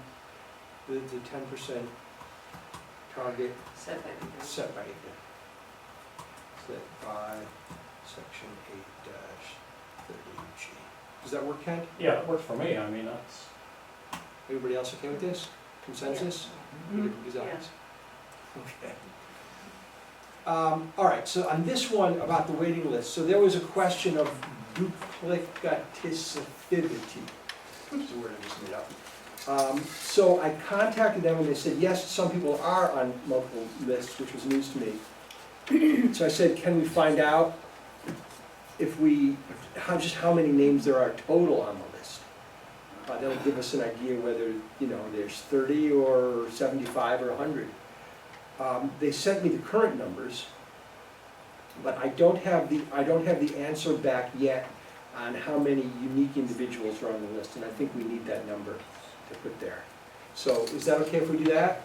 I thought the Board of Selectmen, one particular said that they don't want the numbers of the list. No, they didn't want the numbers of, unless, I may be wrong, maybe you remember it differently, Sean, but what I heard was they didn't want the numbers for what the other studies recommended. No, they said to you, but I think Maureen said that the numbers fluctuate, so she didn't feel like. Well, but we do note that they fluctuate, but does that mean they're not relevant? Well, it means that there's people that are on that list that could be dead for 10 years, if they won't find that It out. has to be renewed every year, I think, doesn't it? Yeah. I I don't believe it does. My mother was on it for 3 years. think we just had to renew it after a year. Did you? I got a I'm notice talking saying 10 it's years up for ago. No, renewal. it's definitely. Maybe they're now having people renew? I don't know, after a year we had to renew. I'll confirm it with Vinnie if that's okay. It's definitely not, Dave. Sorry? Definitely, trust me, it's definitely not in. It's definitely not, okay.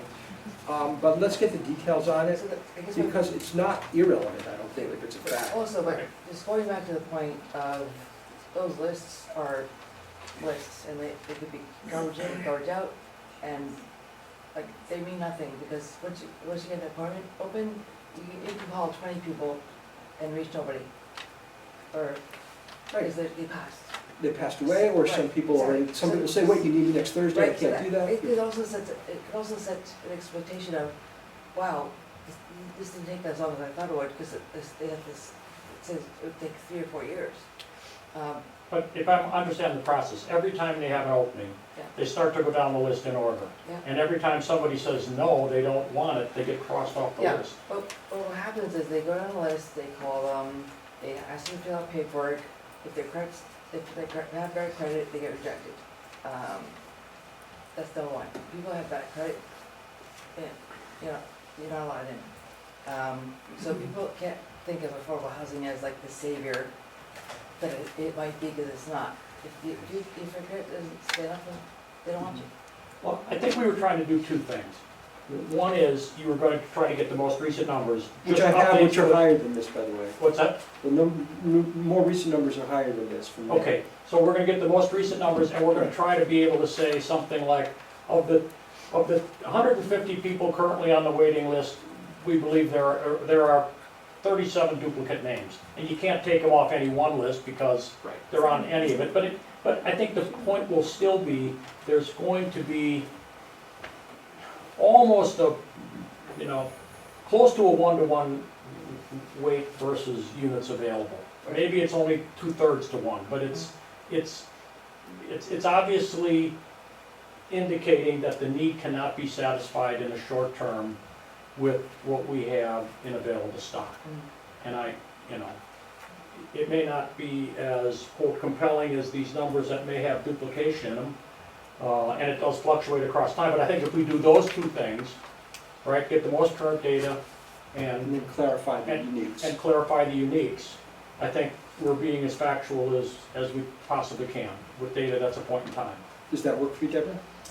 To me, though, it also seems that what's more important is the waiting period, because those numbers almost don't mean anything until you see the waiting period. I don't know if that's solid enough.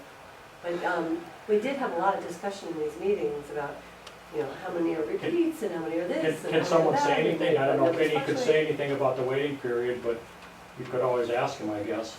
Well, I did ask about the waiting period. But it Yeah, says something in here it about says 4 to here, 5 The years. As little congregate as 1 units, year. the congregate units turn over frequently as residents move on to long-term care facility and pass away.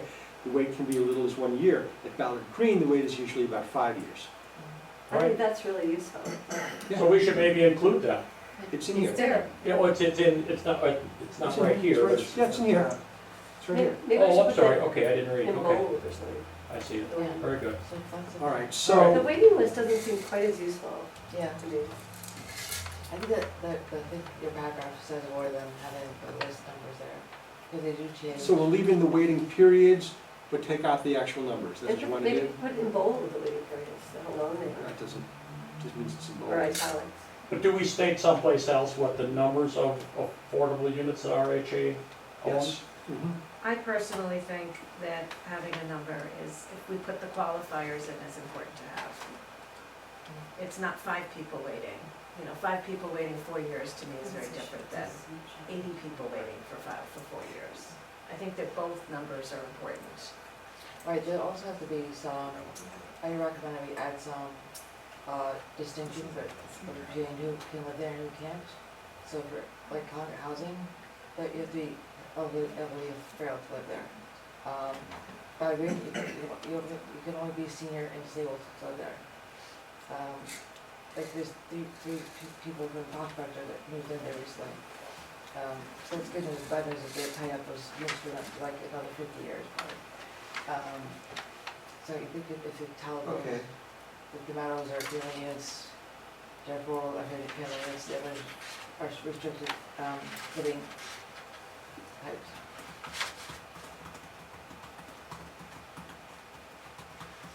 Does that work? Yeah. Okay, so we'll confirm these numbers and we'll clarify about uniques. And we added that other language. Are we okay with that? Okay. HUEPs, we need to confirm this number. Well, we have the data, we just haven't had a chance to look at it yet, but we'll just, I'll make sure that's up to date. And then you said, please show the table I sent with all levels of HUE points. I think, and that was a table that says you get this many points for this, you get this many points for that. Yeah. That's, to me, that seems, we kind of touch on what that means, but I think to put it in here, we just, Why don't we put it in an appendix? that's fine. I Did mean, that work, Deborah?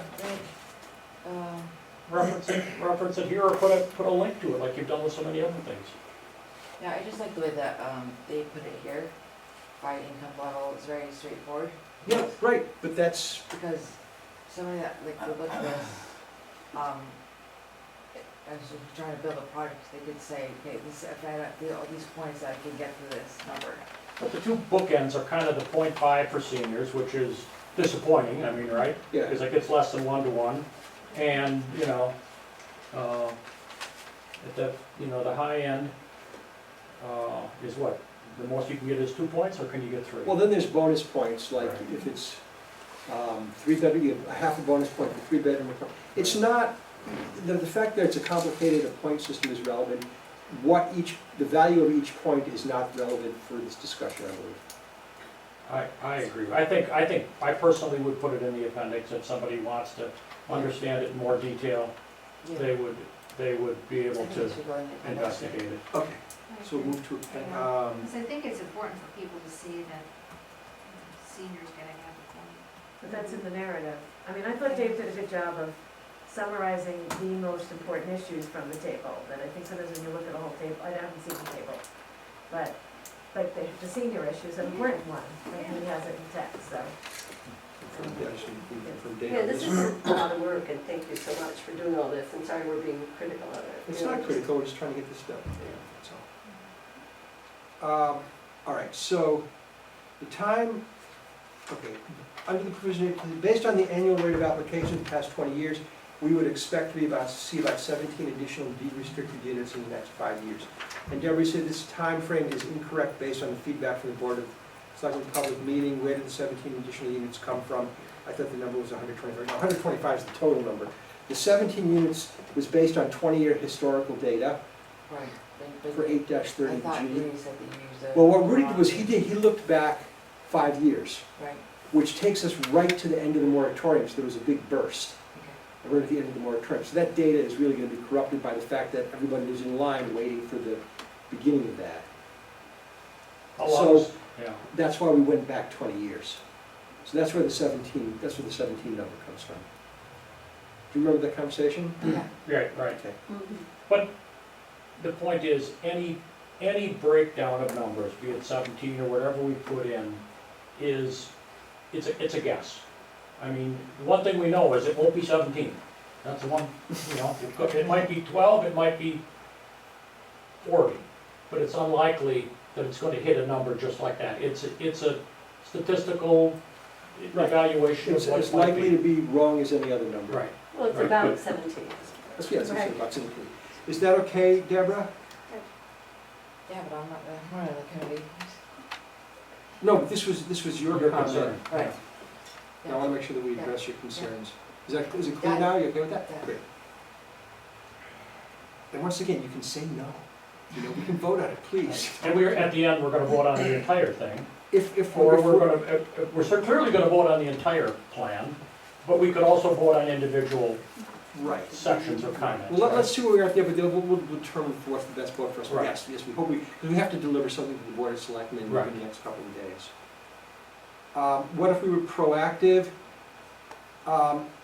It says, it's clear that the only way to create meaningful numbers of affordable housing units is to actively promote development through construction on town-owned land, partnership with affordable housing developers, and other active measures. So that's a very general statement, so why would we delete town-owned land as one of the possibilities? Construction.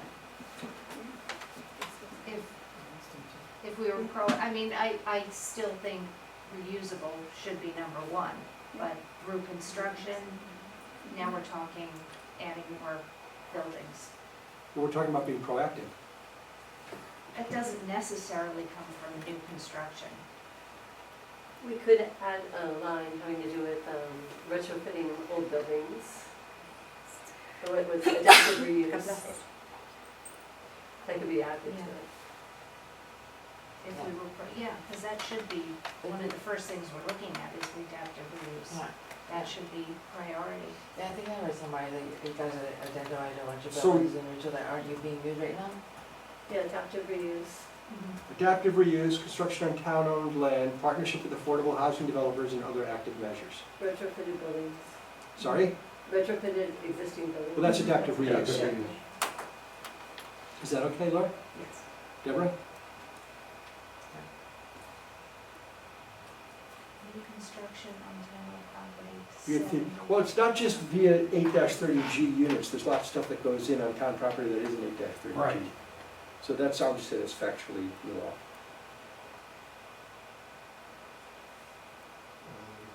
Did you need something else? Where is it, should we have a number for adaptive reuse?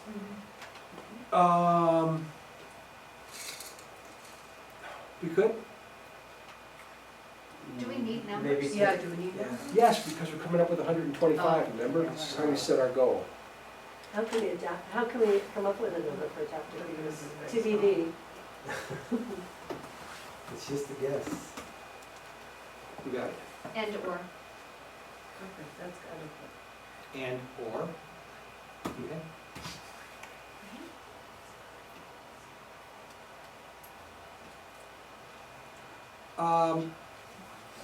They do address regional approach for sewer use of Reading, we have to check that out. In the latest Westcott draft, but we've not had the opportunity to do that yet. That updated toolkit came out after we, so how do we want to handle this? Do you recall what it said, Deborah? You just said that we should work together. Yeah. They talked about the whole partnership of Wilson and Reading and Richfield working together to help build transit-oriented law. So maybe we should say this could involve cooperation between, Sister towns.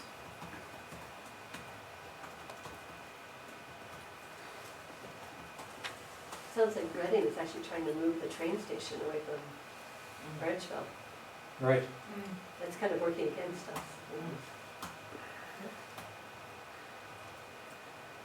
And then Wilton doesn't have sewer that comes up that far. It goes as far as Cannondale. Reading, Reading in there? Richfield, Yeah, it's in there. Ridgefield, Wilton, and Reading. Actually, there's a little corner of Weston that comes up there, I think, doesn't it? think Georgetown is part of, has Weston Yeah, in you it. gotta put Georgetown in Well, Georgetown's in the town. there. Yeah. Okay, well, let's just say, so you're in Ridgefield and Georgetown, so we have to think about the whole corridor. Should we have, is that okay with people? Involved, not involved, with the D.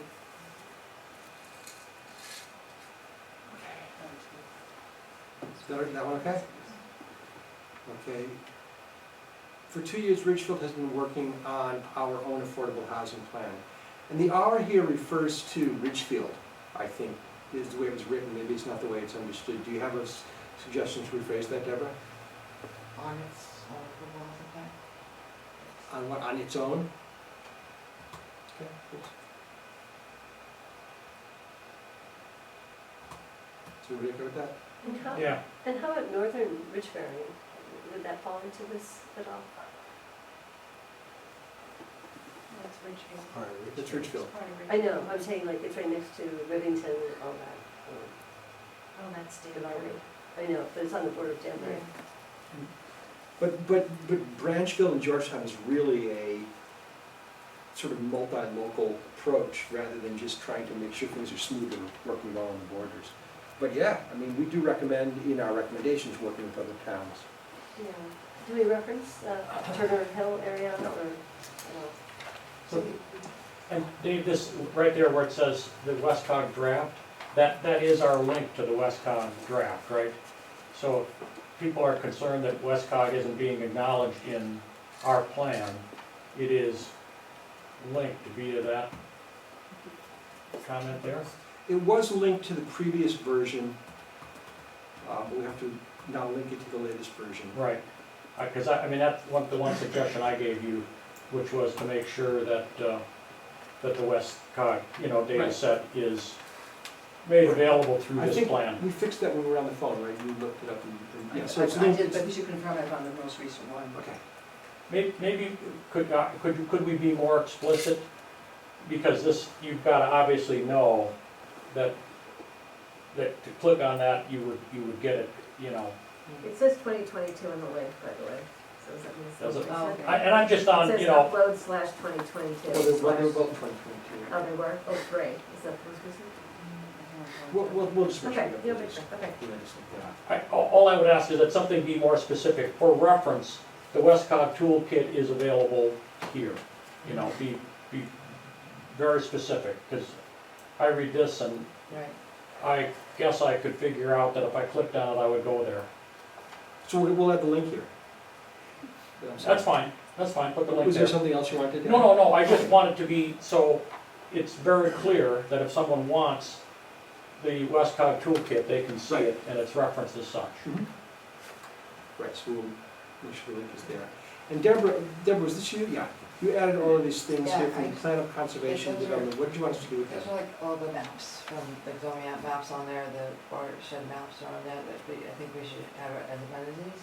Well, we talked about adding the zoning map. Right. Watershed open space map, Why? What's your thought about that? because we have to operate in a community that has, we all have different goals and needs. And it's important that we don't lose track of it, strike through those. We're at the final piece. But I'm still not clear what you're asking us to do. Do you want us to just put in illustrations? Do you want us to summarize what the Yeah, I plan mean, of conservation? the illustrations of pictures, the map of the open space, the map of the. But it would have to have some context in the plan unless you want to put it in the appendix, because we could just link to the Yeah, PSCD. Yeah, Yeah. maybe should that then. Okay, just link to PSCD. Yeah. Okay. Great.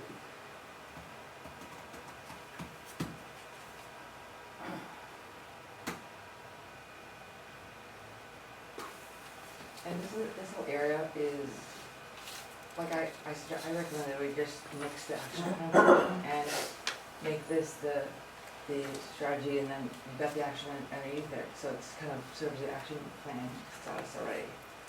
Does that make sense? You want to do it the other way around? No, I was saying, you've got, in this format, you've got the strategy and you've got the action plan Yeah.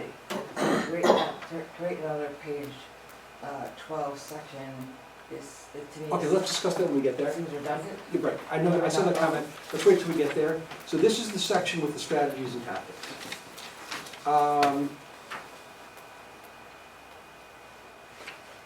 What did you say, where's this, what is this referring to?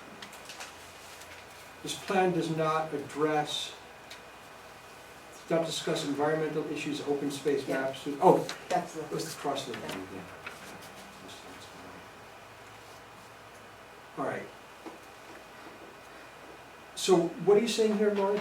You want to clarify your comment? So this is the action here is the Planning and Zoning Commission should consider reviewing, I think I The would multi-use- consider reviewing you added it in the, Consider, I think you put the word consider. and consider. Consider reviewing versus review. Mhm. Yes. whether the MU should be expanded to include the CBD, but not at the same density, what is that? Who put that in? Oh, is it, That's Lori. Laurie? She's the, Let me just look my notes for it. Second floor residential uses in commercial districts.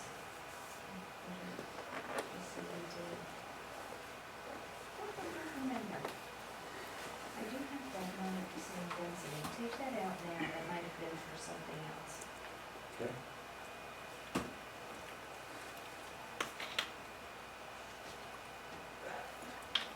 Consider exploring, this is on form-based codes.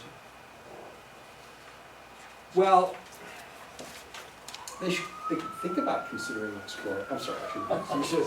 But what, Consider. but what was their take on that? How did they respond? Because I forget their response. Did they have an issue with it, or? In some of them, they said, this one was no, we can say, should consider the possibility of introducing, because consider and explore are redundant. Right. And then we said the possibility, so. Okay, that's fine. And it's resolved. What does that mean, form-based codes? Oh, it's discussed up here. Oh, Form-based codes are codes that are based on more on appearance than usage, and they're often used in downtown areas. So rather than regulate, you can have a business here and housing here, it's like, as long as it looks like this and feels like this and follows these rules, we're pretty much good with it. Okay? Would that mean we could have residential on the first floor of No, they wouldn't allow Street that. retail? They wouldn't allow that. It's, there is still some use requirement, some use stipulations involved, but basically, it just dials back on the strict usage guidelines in favor, because what they've discovered, and what I've seen a lot, maybe you have too, is that people are more focused on the aesthetics. 34 Bailey Avenue, where people are really upset about, not really just the number of housing, there's some people who are, but it's the way that it looks, right? And if it had to follow a form-based code, it might fit in better. So that was our recommendation. Board, if you wanted to add Board of Finance, Yeah. that's fine. Board of Selectmen should work with the Affordable Housing Committee, Economic and Community Development Commission, Board of Finance, and the Planning and Zoning Commission to identify and investigate public and private opportunities for adaptive reuse as they arise. And then you said which might include an incentive for developers to Yeah. extend, but then the next thing is all about extending to perpetuity. Yeah, I was trying to combine them, so yeah. But they're two different things, Yeah. because perpetuity isn't just for adaptive reuse and Yeah. adaptive reuse. Is it okay if we leave it as it is? Mhm. Thanks.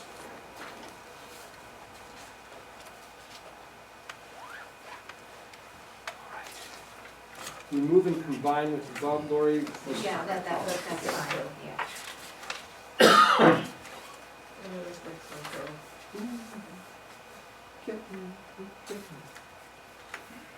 one, Building fee permit incentives. Repetitive is housing trust fund listed above. Is that what you were referring to, or Yeah. are you referring to this one here? Oh, okay, so It overlaps with that. the AHC should Yeah. work explore the ordinance offering an incentive for such deed restricted covenant. No, that's very specifically the accessory dwelling unit Okay. thing, which is totally separate. Is it clear, do you know what I mean? You know what I'm Yeah. saying? Yeah. So how'd you like to handle this? That's fine, you can take that. Delete that? Yeah. Great. Okay, then Do we building, need to have pictures of other places? We couldn't get ADUs here? I don't have any. Do you know anybody who wants to have their house photographed and put in the plan?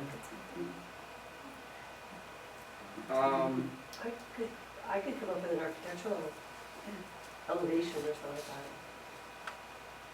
Sure, I mean, the illustrations, separate from graphs and charts, have not been determined yet, and those will mostly be decorative. I'm hoping we can have some discretion in doing that rather than having to vote.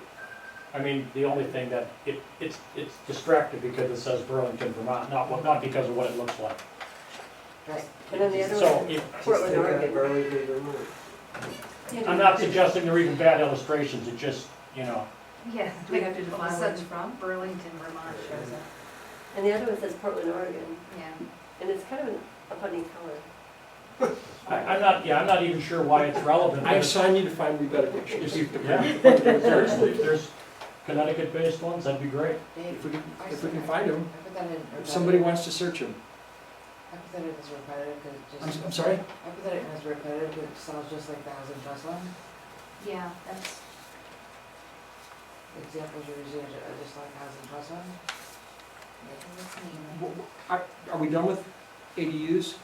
I think so. Okay, so the question here was, all right, I'm saying it's repetitive. To based what? on The housing trust fund. well, But it's a specific in the housing, it's not even directly the housing trust fund, it's the fee that builders are charged, Who's it whether it from? goes to a housing trust fund or not. But It says housing trust fund. Further Well, that's where the money would be Well- imposed for, Well, that's a separate thing. That's, the fee could be waived for affordable units, oh, I see, creating yeah. a further incentive. Mhm. So I think that we would have a hard trouble combining it. If you want us to, we can do that, but we'd have to do it now. where does, so in the proposal for a housing trust fund, do we specifically reference a $10 for every $1,000 fee? That's, remember we have that separate housing trust fund proposal? Right. That's been on hold while we've been building the Okay, plan. so we don't, the outline of that is not included here in any detail. Do we have definite numbers attached to the Yeah. trust fund yet? do you have 9.3.4, create a housing trust fund? Yeah. That's, There's no specifics in there. There's no, Okay, so is there any way we can combine them or no? They're two separate Sorry. things. so you talk about fees. We did a lot of consolidation. We Yeah. really Oh, absolutely. consolidated a lot of the recommendations. huge amount. I think this. But we have to be careful to not put something in that's not approved yet. or- Yeah. Well, my question is, do we leave this in? 9.3.6, building permit fee Would you incentives. say the cost is X dollars? Yeah. No, this is the existing cost. I would get Oh, we rid of haven't that. That's what's, We have that an one is existing now. cost? Oh, yeah, this is the existing cost. Oh, I didn't know that we had that. Oh, yeah. For the permit, okay, permit, not the trust fund. Is this okay? Right. If you wanna get rid of it, then. Okay, and this is this, Lori, is this, do you Yes. think this is repetitive, we Yeah. can get rid of that? Yeah.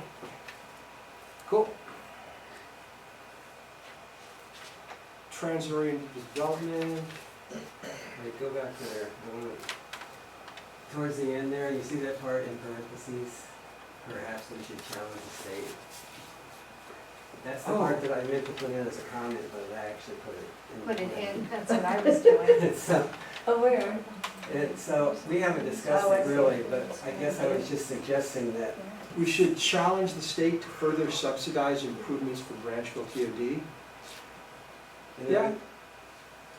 I mean specifically, because they're challenging us, I was thinking maybe we could challenge them. But what do you mean they're challenging us? They're challenging us to come up with affordable housing. Oh, there's funding for TOD. For what? For TOD? development, for- yeah. Well, then why don't they build a new septic system or a new, Oh. Well, we could do that. We could apply for state money to do that. I don't know, I was reading something about TOD, and for some reason they seem to have left out Bridgeville. Who did?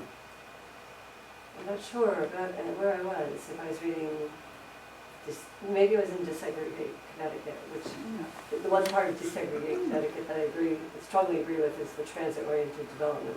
Uh-huh. I don't. Anyway, I you, I don't, What would you like me to do Let this? me just see it. Did you want, I don't care What if should you do it? include that or not, it's up to you guys. well, I think we should, let's see. I mean, I don't think it changes anything. It's just that, we have to look for more funding. Okay. Was it okay to remove that? Fine, yeah. Thanks. No, but I was surprised, I thought Branchville might have been left out of Connecticut. There's already two problems. So, I'm sorry, Krista? I'm gonna try to Google it right now. Okay, but we're getting close to the end here, so it's done. Remove, create, and implement strategies and replace with explore feasibility. Yes. We recommend that the Affordable Housing Committee work with the Board of Selectmen to create and implement strategies.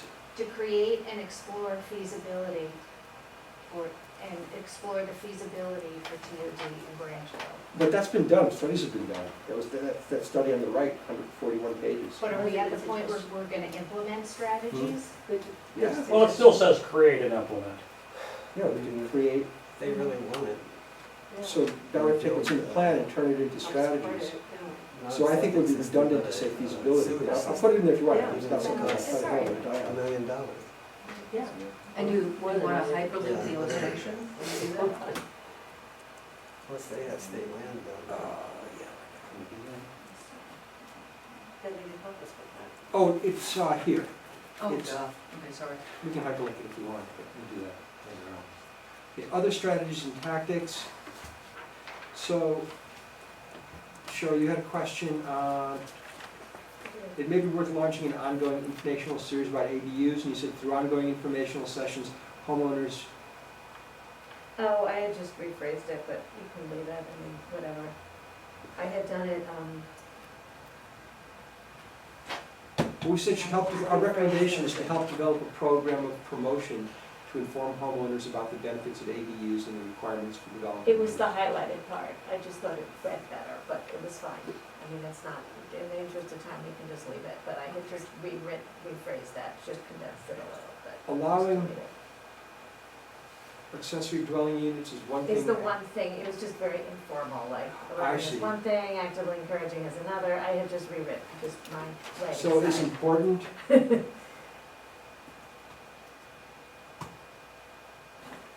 But it's also important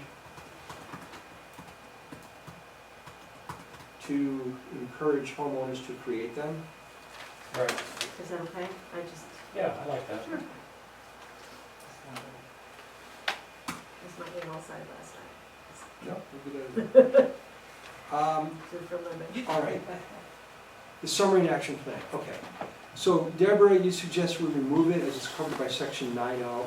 But what most plans do, and please correct me if I'm wrong, if you haven't seen it, that at the, so we have a whole section with like the rational or the discussion of every item, and then an action item saying what it is and who's responsible for it. What most plans do is they just simply, basically verbatim, maybe just consolidating a little, take those action items and then assign them to the people and then usually put a time frame on them. Is there any reason we should or should not do that? Say It that doesn't- again, it- please. I mean, to me, it seems like a lot of extra work that's not gonna get done tonight, and it's already stated in the plan. Okay, Now, if the Board of Selectmen say, look, I want this summarized in a concise one-page, summary, then we could do that. just saved yourself 3 hours work, thank you. Do we have a list of appendices that we're adding? Not yet. Well, I guess the ones I sent for the. We talked about some, right? Yeah, we'll put together a list. That's not the main thing we'll do for here. I'm just getting this plan done. Now, the one thing we do want to add is transportation. So that's other strategies and tactics. So what do we want to add about transportation?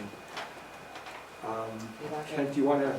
Well, I don't know if I've got something real concise, but I mean, again, the very fact that we have nothing that effectively links downtown with the outside world, I think that somehow we should, lobby the powers to be, whoever controls HART, or that transportation, process to, explore options to provide, regular service to Ridgefield to allow, for, basically for workers to commute to and from Ridgefield. And also to support people currently living in affordable housing. That's fair. To get around. Well, it's, I wrote down what you said back when you said it. okay, Okay, mass transportation options are extremely limited beyond Route 7. right. 7. Even then, they just come up like 3-4 times a day. Twice in the afternoon. Even on Route 7 or in town? Yeah, Route 7. So the Route 7 schedule is only twice in the morning, twice in the afternoon? They don't ride buses up and down Route 7 all day? I don't believe so. But I mean, and to be honest, that's the kind of frequency that would make sense for me to In town, right? to divert into Richfield. Limited beyond Route 7. Given, how'd you say, given the demand, given the relationship, It even helps people who may have their car in the shop, especially single people. Right. it would make sense to explore expanding service In order to. in order to help. I once looked into it, like I was working up in New Milford, I had to get my car work done, and I thought if I could get to Route 7, it would take me like 2 hours to get up to New To Milford. support, here's what I've written, Ken, is this what you said? In order to support those living in affordable housing and also alleviate the need for additional housing if people are better able to access. What? Well, I was speaking to commuters Right, basically coming in, but to serve, People able to access my transportation. first thought was to serve workers who wanted to commute into Ridgefield from Danbury, probably most likely. And secondly, to, that same avenue could be used to assist people that lack transportation. so here it is. Mass transportation options are extremely limited beyond Route 7. Given the relationship between affordable housing and transportation, it would make sense to explore expanding service in order to serve seniors, people with disabilities, those living in affordable housing, and those who Work in must- Richfield. who must commute from other towns into To Ridgefield. Richfield, yes. Right. Yes, Right. so Ridgefield has like 8:30 and 9:30 a.m. and then at 6:30, 5:30 and 6:50. That's it? Yeah. Always 2 in the morning, twit, and in the evening. Okay, so the action would be what? I don't know, lobby hard, I don't know, The AHC should work with the Board of Selectmen to lobby the state to provide more mass transit options. It looks like it's part of the CT Transit Stanford Division. So please take a look at this and see how we want to change this.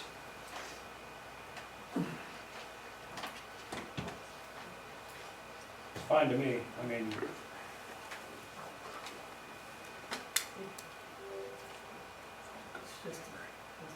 Right. I just think we need to be careful with mass transit. well, yeah, I mean, it's, Public transit, mass transit sounds Sounds like we're, let's big. see, it's the Ridgefield L. Public transportation, okay? We're saying public transit options. And that can mean a variety Yeah. of things. could Should be not a, include buses, could be in a minibus, I don't know, but it's, That's by Triumph Bonneville. Yeah, that's part of it. All right, so I think we've addressed every, Can we go back to one thing? Of course. 9.1, simplified multifamily zoning districts. I just want to go over that action plan, the action plans under there, make sure we're okay. So the Planning and Zoning Commission should review the various multifamily zoning regulations as well as the locations of applicable districts to better encourage multifamily developments in suitable areas. I believe this was their language. I think this was the language, this was the language they requested. Now, the other one is, planning and zoning should consider expanding the multifamily conversion regulation to permit conversion of a single family to a two-family home in a wider variety of situations, and evaluate the potential for other regulations that may foster additional middle housing. Yes, that was again Right their, there. their, Yeah. their Okay. recommendation. Whose recommendation? Planning and zoning gave us a lot of feedback, which we Alright. incorporated into the plan. Alright. All right, so,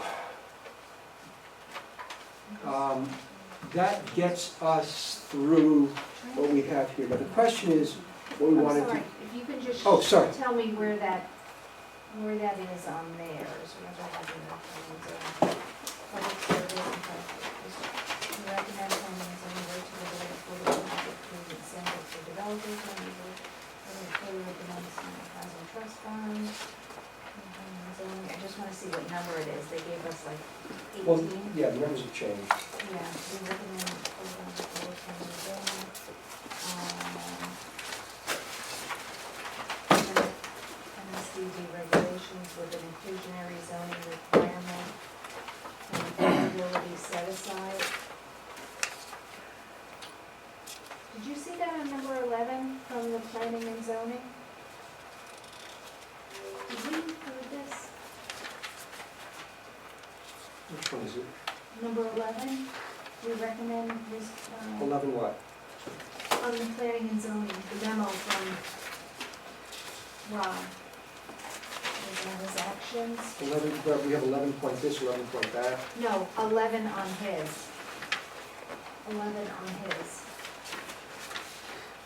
And I don't see that one. I don't know what you're looking at there. What's the list of? Oh, no, that was the comments from the members. That's not the document we received, this is the document we received that consolidated all the comments. But everything that they did provide, we addressed. Because I just don't see on there that one that I It just it read. wasn't on there, well, Planning and zoning should consider. but that was expanding. all the collective comments from everybody, then they reviewed it and decided what would be consolidated into their official response, which is what we based our edits on. Can I see Rob's letter?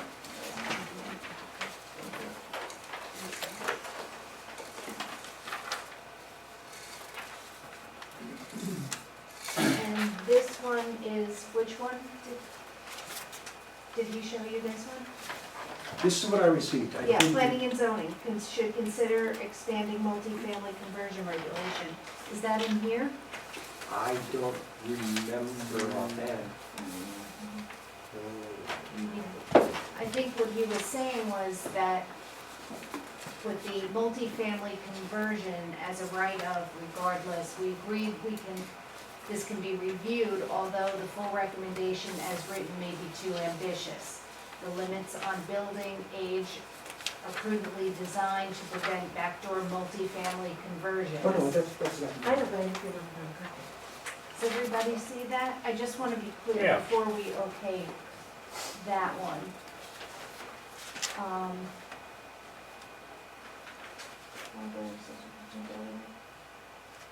Should consider expanding in a greater variety of situations. Which Got number it. is that, Joy? Okay. Got it. It was 8.0. Yeah, the numbers have Thank you. changed Yeah. because there's so many things that changed. All right, so now the question comes of what to do next. So we have some changes and things to make that will not materially affect the plan. Right. Data validations and, Data validations, comment from ECDC and so on, but nothing that will materially affect the recommendations of the plan. The Board of Selectmen, Board of Finance, Planning and Zoning Commission, and we are meeting next Wednesday to review the plan. Now, my guess is there'll be some changes. They'll want, they could be small word changes, so people may not be happy with the phrasing. Or they may be In which case we can say, they can say, you know, we're good with this, we just want to see this with these changes. Or it may be something substantial, we don't know. But we need to send them something through that Friday. And I think if we put our heads together, we can probably get this done by then. Are we attaching Westcog as an Great, great. Are we? Well, it's linked to the plan Yeah. Okay, in that, you We'll know, link to it, yeah, we're not gonna attach the whole plan okay, right, okay. we'll reference it essentially. to it. So my suggestion would be that we approve this as it's to be edited per the committee. To be, sorry, Our committee. our committee, yes. With no material changes, just the ones that we talked about. To be submitted to the Board of Selectmen. Planning and zoning. No, well, the Board of Selectmen will distribute to the others for their Right. meeting. Right, I'll send it personally to Rob, and then we'll post it on we'll post it on our website. the website. So, I mean, I know there have been people listening in the, you know, in the audience here and haven't had a privilege to They will look have through their say this. in it. What's that? They'll have their say in it. No, I know, no, but what I want to say is, for all of us that have had a chance to look to it, this is a material revision from what was, what everybody had seen. And it took in my opinion, a vast amount of the commentary, and obviously that's not gonna be evident to you until you have a chance to see it, which should be very shortly. Prior to the point in time, it goes for review and approval of the Board of Selectmen, Yes. right? So it's, there's a lot there, right? And I hope that it's recognized that, you know, the concerns were heard from all perspectives, not just from one side or the other, but I think, again, you know, thanks to Dave and Sharon, who spent a lot of time doing this, and we all had a chance to read through it thoroughly. And, you know, you know, it sounds like, based upon the comments that were around the room, everybody appears to have done so on the committee, so. I'd you know, just I like think to it's a- add, along the same lines, I had read the original plan, and I had a list of about 18 or 19 changes that I was going to suggest. Then I sat down with the new plan, and every one of my 19 or 18 was addressed. Right, Yeah, Specificity, right, all that stuff. right, So I'm very happy with the revise, right. yeah. and you guys did a hell of a job there. You did great. There's a lot of hard work for you all. Thank you.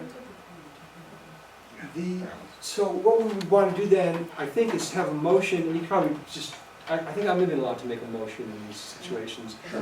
Which is- There's nothing outstanding on that, right? Can we just take it, let's quick scan, right? There's nothing outstanding. I'm sorry, what? We just do another quick scan on that, there's nothing outstanding? Can we do a quick scan of? Make sure there's no No more more comments comments that haven't been There's no more, addressed, yeah.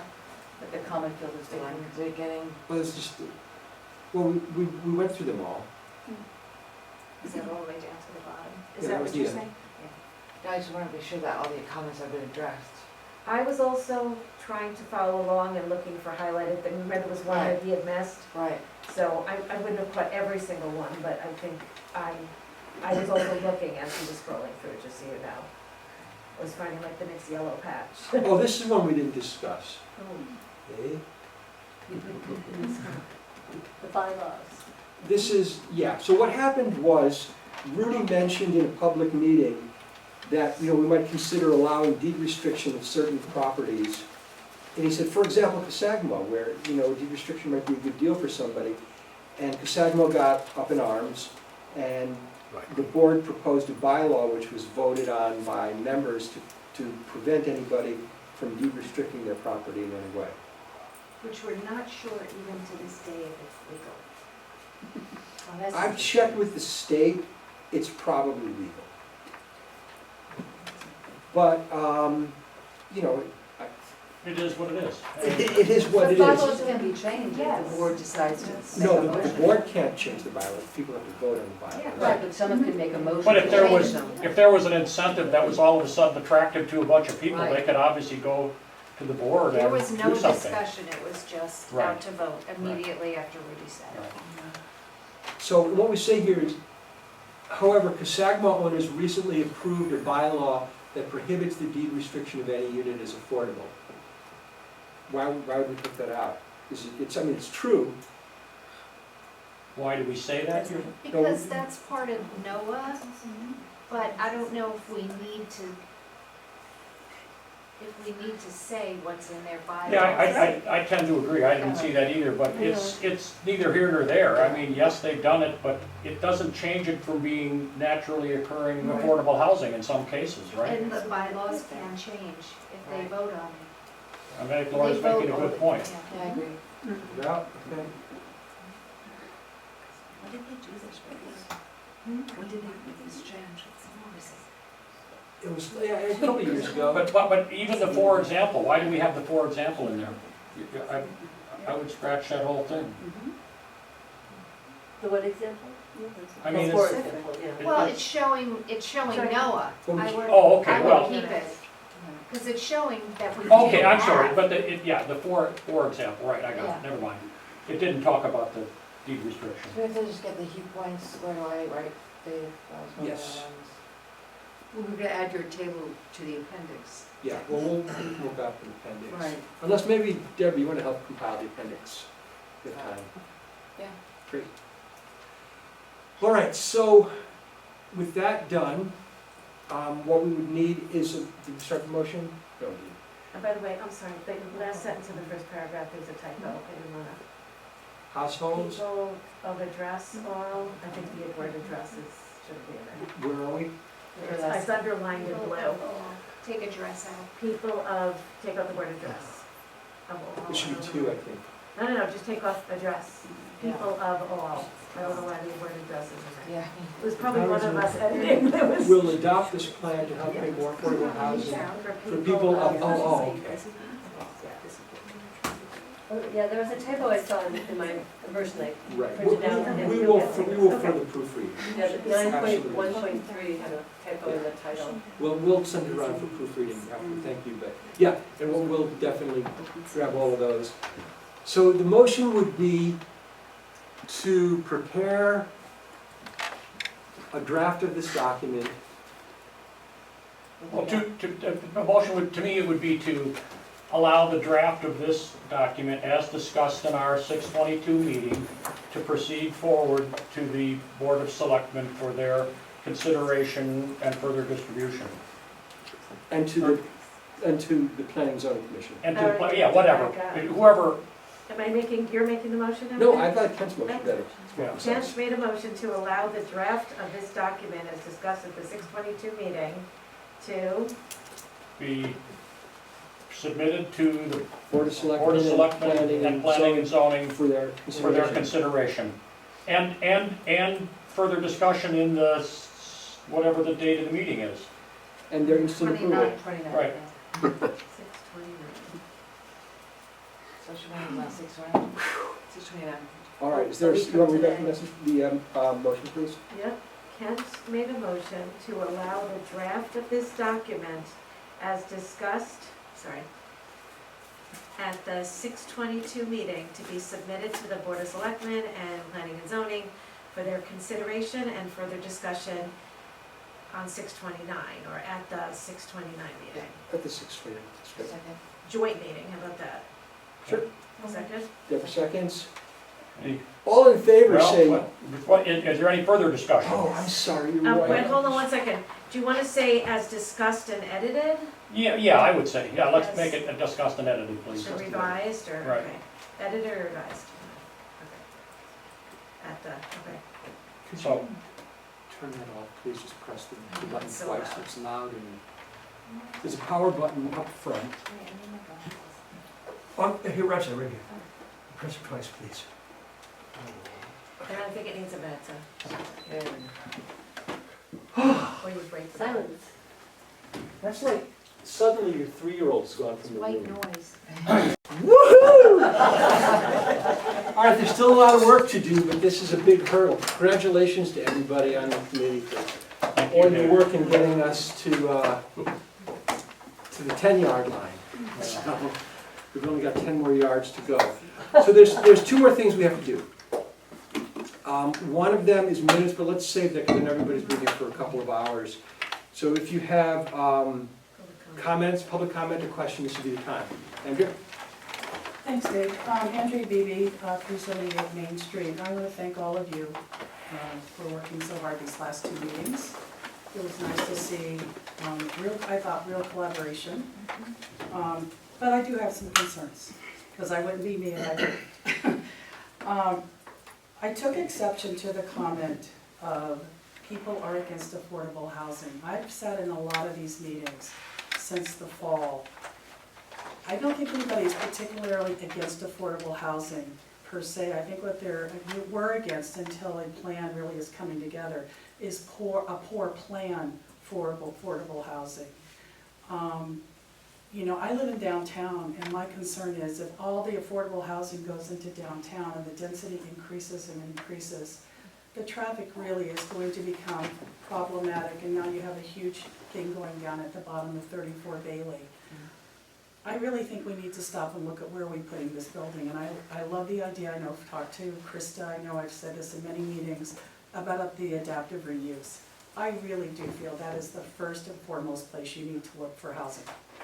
And I know that, you know, one of the things that comes up with the affordable housing, and believe me, I am not against it, but what I am concerned with is all the adjacent costs that come with it. So you have transportation, you have the market rate for heating oil and electricity and everything that the individual moving into that home is still going to be responsible for. If they don't pay it, who's going to pay it? Is that going to fall to the town, to the town's residents? Are our tax rates going to be affected? I just need to know those answers. The other thing is, you guys were talking about busing. Well, this last week, standing on my balcony on 378 Main Street, I have seen a bus. A hard bus. It's not in service? It's a blue bus. No. Yeah. It's a big blue bus. So anybody who says there's not a bus going up and They down do Main not Street test runs. doesn't know what they're saying. Because I even said to Rudy, why is this bus going up and down Main Street? He said, I don't know, maybe they're trialing it. So I'm just telling you, there's been a bus going up and down Main Street. A big, long, blue bus. I wish I'd had my camera, I would have taken a picture. It's on 102. No, 102 it's and not. 35. It's coming right down Main Street, Yeah, right in comes front up of town 102 hall. and then goes up through town and then I'm just down telling you what I've 35. seen, Yeah. okay? And then, you know, as the former teacher that I am, I know that things are snapshots in time. And I think some of the numbers, I think there were some valid questions asked about some of the numbers and graphs in your plan. They're snapshots in time. Some of the data is 10 years old. Some of the data is recent. I heard that Fairfield County has had growth in the last couple of years. I quickly went on to 3 different websites as I was sitting here, and there's been negative growth. In the last 6 years, there's been 1 year of growth, and that was in 2018 in Fairfield County. Population growth? Yep. Over the last 10 to 12 years, there's been a 2.5% growth in Fairfield County. So there's not been a huge growth in Fairfield County. The largest growth has been in Stamford. Stamford has, I think, a really well thought out plan. They've got a good TOD, everything down along the train tracks. So I just want us to be careful when we use graphs and numbers, that we're not taking the numbers we want to be in the plan because they fit our narrative, but we take the numbers that are the best numbers, least affected by outside forces. So you had a graph on there. And I think Connecticut did grow in the last 2 years, just by a little bit, but it did grow. Well, Connecticut overall has shrank. Very small. No, growth. shrank, 2 years. I was sitting in the last meeting. I Well, I'm looked it just up, telling you, and it shrank. you It can make grew, numbers but it's make small. anything. This is my But very reading of the small. data is if Growth. there's been growth, it's been, you know, it's not been like this. So, the other thing is, okay, let me go back to my notes, I'm sorry. So I'm just saying, let's be careful, because one of the graphs you had up there was linked to Partnership for Strong Communities, and that has a distinct agenda. That's a affordable housing committee, group, pack, or whatever. I just think we need to be really, really careful when we put numbers and data in reports, that they are as generic as possible and they're not tied to a specific cause, agenda, or group that will better your opinion or the opinions of others. Because when I taught, we always had to give counterpoint arguments, and this, to me, is not that situation. It's more, let's find the data that fits our narrative. So that's just my take. I'm not talking for anybody else. I am concerned about the TOD program at the bottom of Branchville Road. We keep talking about Branchville Mako, maybe there or whatever, but until we can get in writing an agreement with Reading, that's not going anywhere. And right now, Pemberton has said it's not going anywhere. Her town does not want Ridgefield tying into their sewer system down in Georgetown. They finally went back their land at the wire mill. They have plans. So, Well, I had a conversation with Can I Julia just finish? Pemberton. okay, thank you. So I'm not against reasonable building. I'm not against adaptive reuse. I think that's where we should be going. I am concerned that without this, a good affordable housing plan that encourages all of these entities, we're gonna get more 830G, we're gonna get more high-density building, and we're gonna add to our numbers, and we will never, ever meet that 10%. So those are just my concerns. I've been attending a lot of these meetings. I know I've been upset at a lot of these meetings, but now I finally feel like we're on the right path. You guys have done a great job.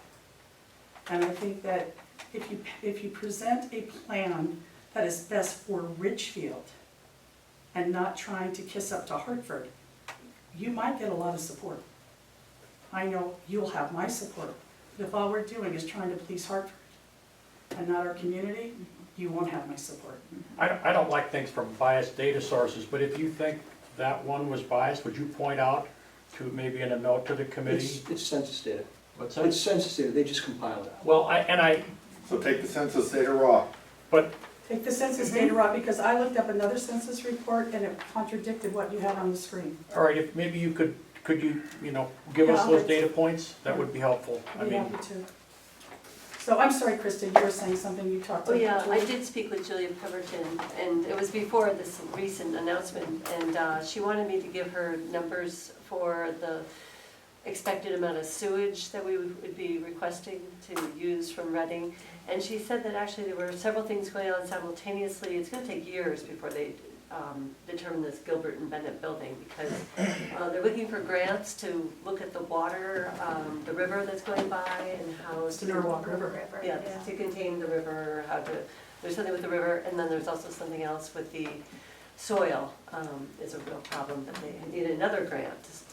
Well, the soil's remediate. so contaminated. I'm just saying, Yeah, so we they're can't along, really make any good TOD plan tying Branchville to Reading until we know what Reading is going to do. no, and the third thing is, it's not out of the question to have septic in that area, because we're not putting in that many units, I think, what, 50? I don't know, when we did that study, it was maybe 50 But units. I don't like the fact that we're talking about Yeah. tying into Reading when we don't know if we even have that option. Yeah, but we may So- not necessarily need So to that have was- setting. So anyway, I just want to thank you all very much. Thank you Thank for you. your comments. Sean? All right, Sean McAvoy, 150 High Ridge. Again, thank you for the work. Some of it still feels like a school report where I have to make the font bigger because I have to make the page count. You've got a lot of extraneous data in there that frankly doesn't belong in a plan like this. Back to your point, Andrea, here's a quote. Over the past couple of years, Connecticut has actually begun to see a decline in population numbers, currently losing 0.11% of its population per year. This makes the state one of just 7 that are seeing a decline beginning in 2016. So it is declining. That's a statement of That's fact. 2016. No, No, starting since 2016. since 2016, every year we've lost population. So let's go back to the plan. First of all, naturally occurring affordable housing. At this late stage in this plan, how do you not have a count of that? That's malpractice, I'm sorry. You need to have a count of what that is. We do. Okay, It's in the plan. you just went through this plan and said you didn't have that count, so No. I'm really confused. It's one of the first things that came up. Well, when the when plan you is see the public, you draft, will it's see in it. there. So it's in the plan now? Yes. Then why do we gloss over it and say it wasn't available? I guess I'm really confused. No, just Connecticut doesn't. There's a different context. Allow it to be counted. The history lesson portion of this remains slanted, biased, mostly opinion, extraneous, and irrelevant to the plan. The interviews used for the plan remain 3 years old, they're pre-COVID, they're obsolete.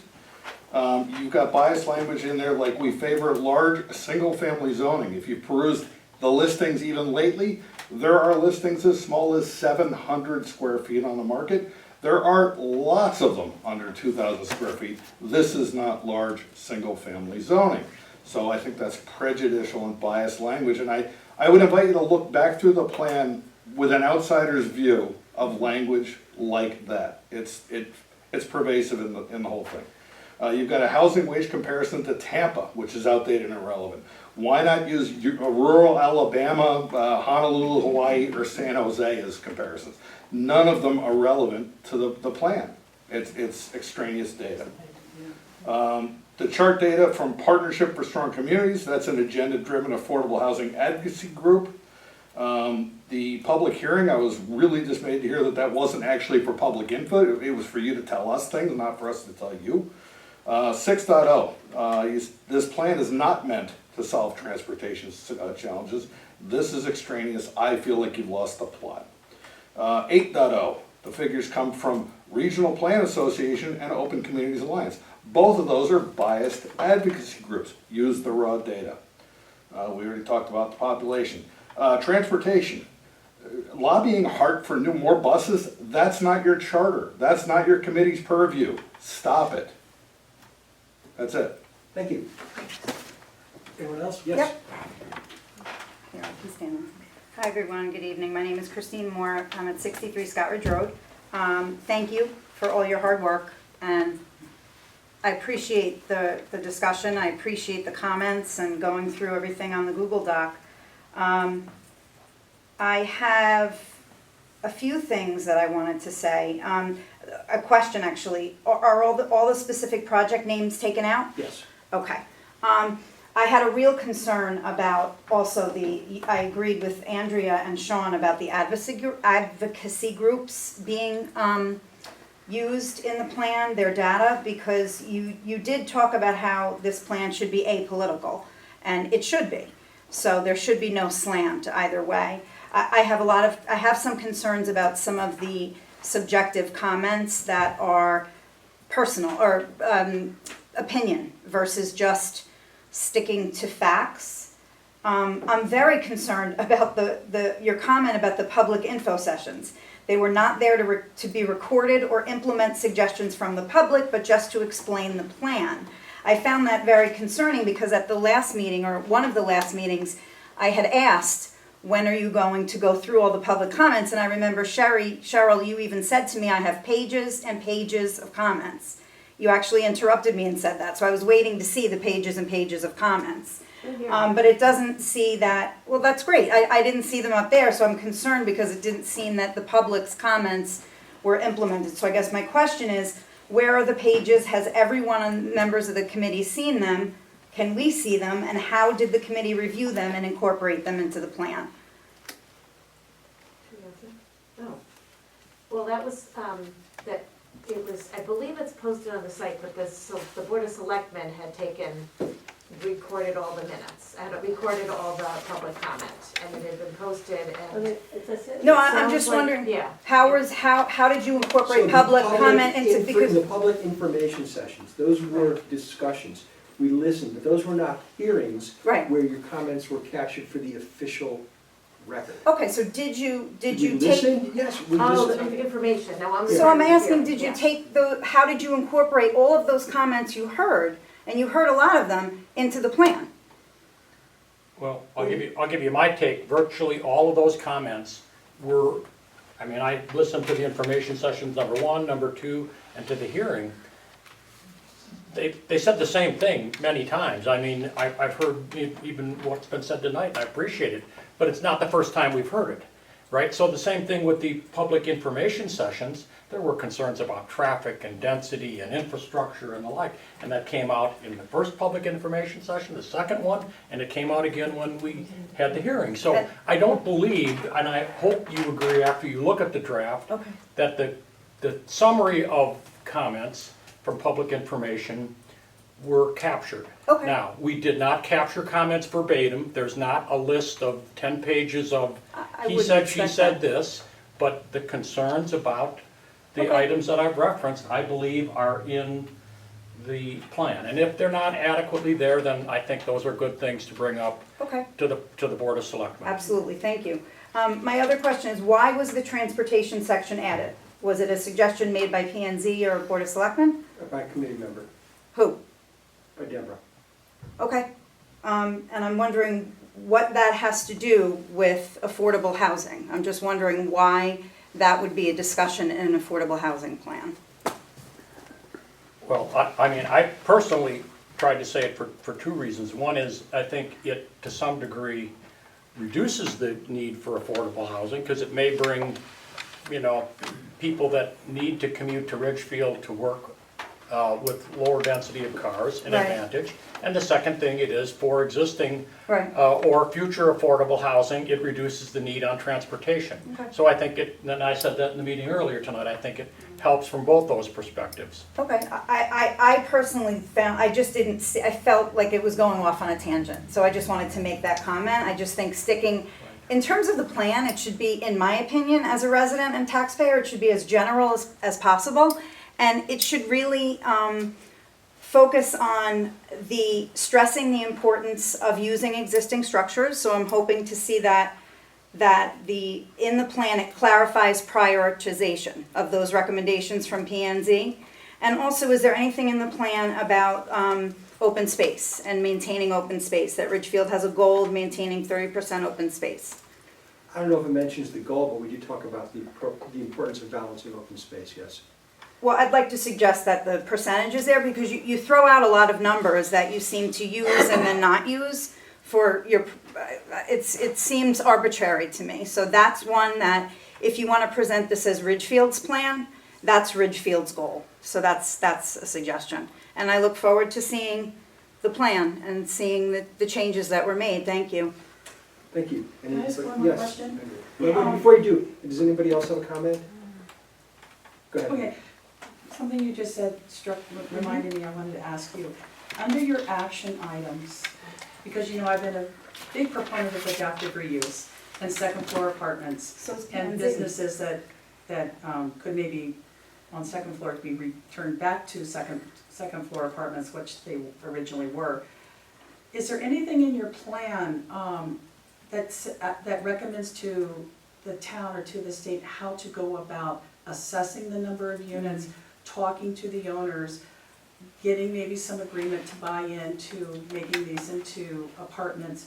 I mean, you have action plans, so I'm just asking, is there any ideas that you guys have come up with to make a recommendation to the town? Like, how do we assess, how do we ask, how do we encourage?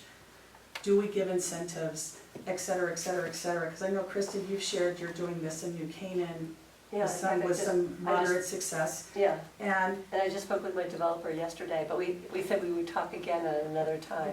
But it's starting we to will, happen yeah. in a lot of towns, and I really hope that before we break any new ground in town, we really exhaust all efforts to see what we can do in existing buildings.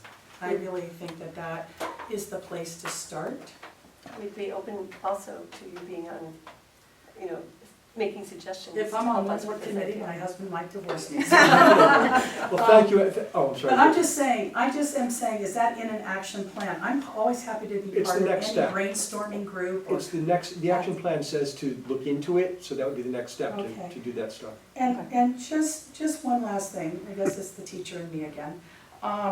The survey, which I did take, but I only knew about it because I saw it on social media. I think there were a lot of people in town who never even knew there was a survey to access and answer. So I hesitate you using that data in your report because I think it's kind of flawed. And it's also 3 years old, pre-COVID, No, and I'm just saying, just it's really not, it's not consider old, it's new. The interviews. The survey data is new. The interviews.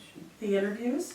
No, the No, interviews, survey we- data. they're two different things. Well, I did the survey a year or so ago, No, February February? of this Last year. This year, no, February. More this than year. half the town's not on social media, so you've Yeah, got a so- biased so cross you have a section of bias- town. you have a No, bias. we did it, we promoted it in the press and through other Which channels. press? I mean, I'm All right, have this- press? I'm sorry, we're not, this is not No, something I we're know, gonna I'm argue kidding, about I don't right wanna now. say that, but I'm saying, honestly, really look at if that was a very well-balanced survey and answers, because how do you know that people answered honestly?